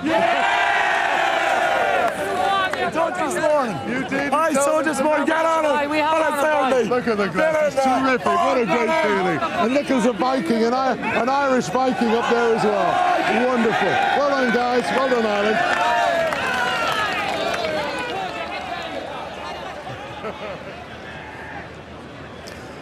Well, this week it's been Hardy Eustace and the Champion Hurdle. Moscow Flyer raised the roof in the Champion Chase. And now Kicking King has established himself as the leading staying chaser in the islands by taking the Gold Cup. It's been a greenwash, an absolutely magnificent meeting for the Raiders, but this one means more to them than anything else. This is the peak. They've climbed it. There's more from Cheltenham after the break.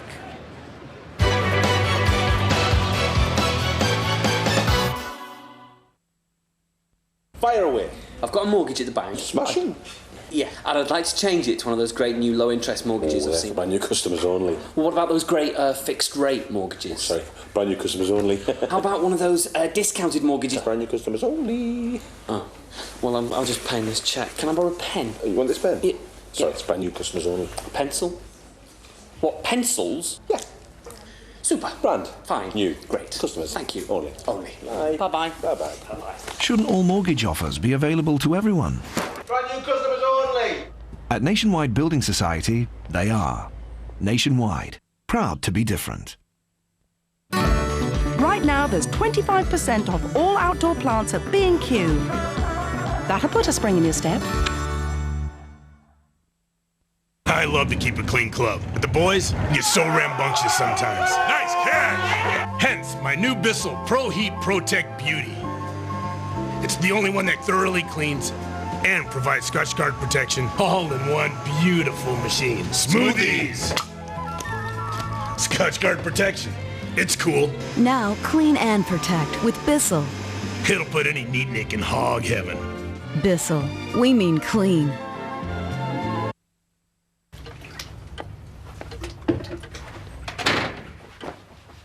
You all right, Dad? I brought you some leftovers from last night's supper and some of my rice pudding. Good.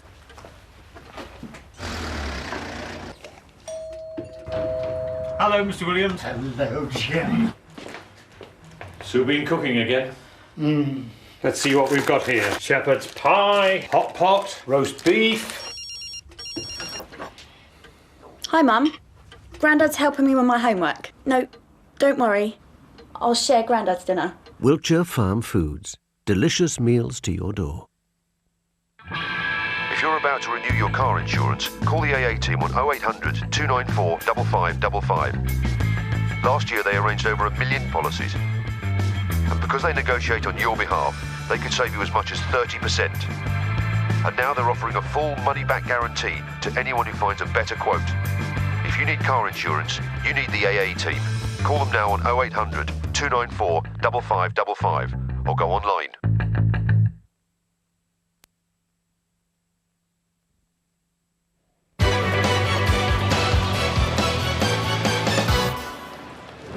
Well, Kicking King, just 7 years old, is leaving the arena he's just made his own, heading off back to the saddling boxes, away from the hubbub for a bit of peace and quiet. He's conquered Cheltenham. It's been his day.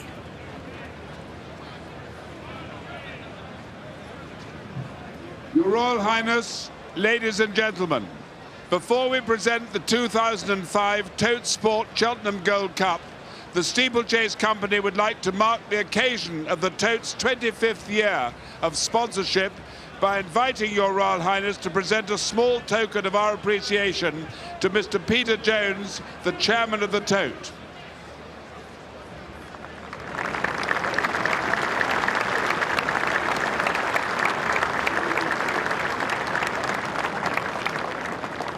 Our very grateful thanks go to the Tote for its most valued sponsorship of National Hunt Racing's Blue Ribbon. And our sincere congratulations go to all those concerned with this year's winner, Kicking King.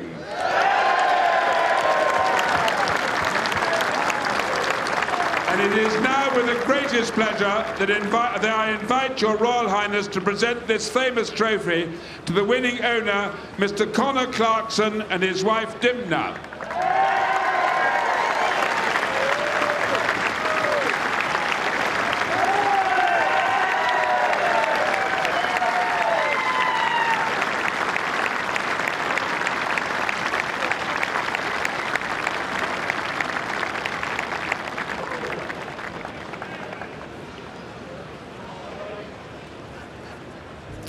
Well, Tom Taafe said he never had an anxious moment through the race. I don't think Barry Geraughty had either. This horse jumped really well for him.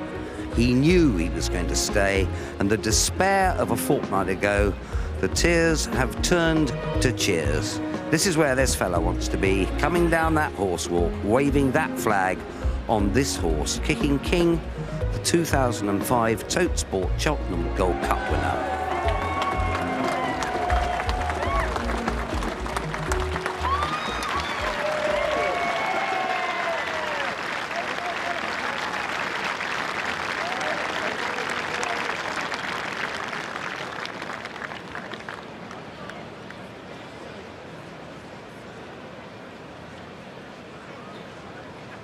And the winning trainer, Mr. Tom Taafe.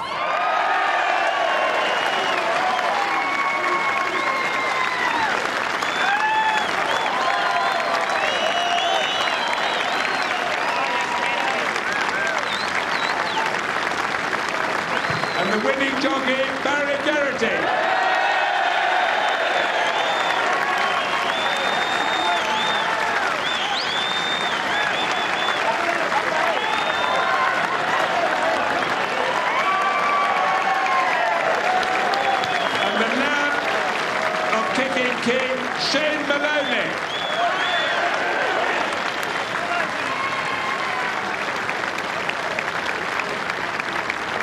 Yeah.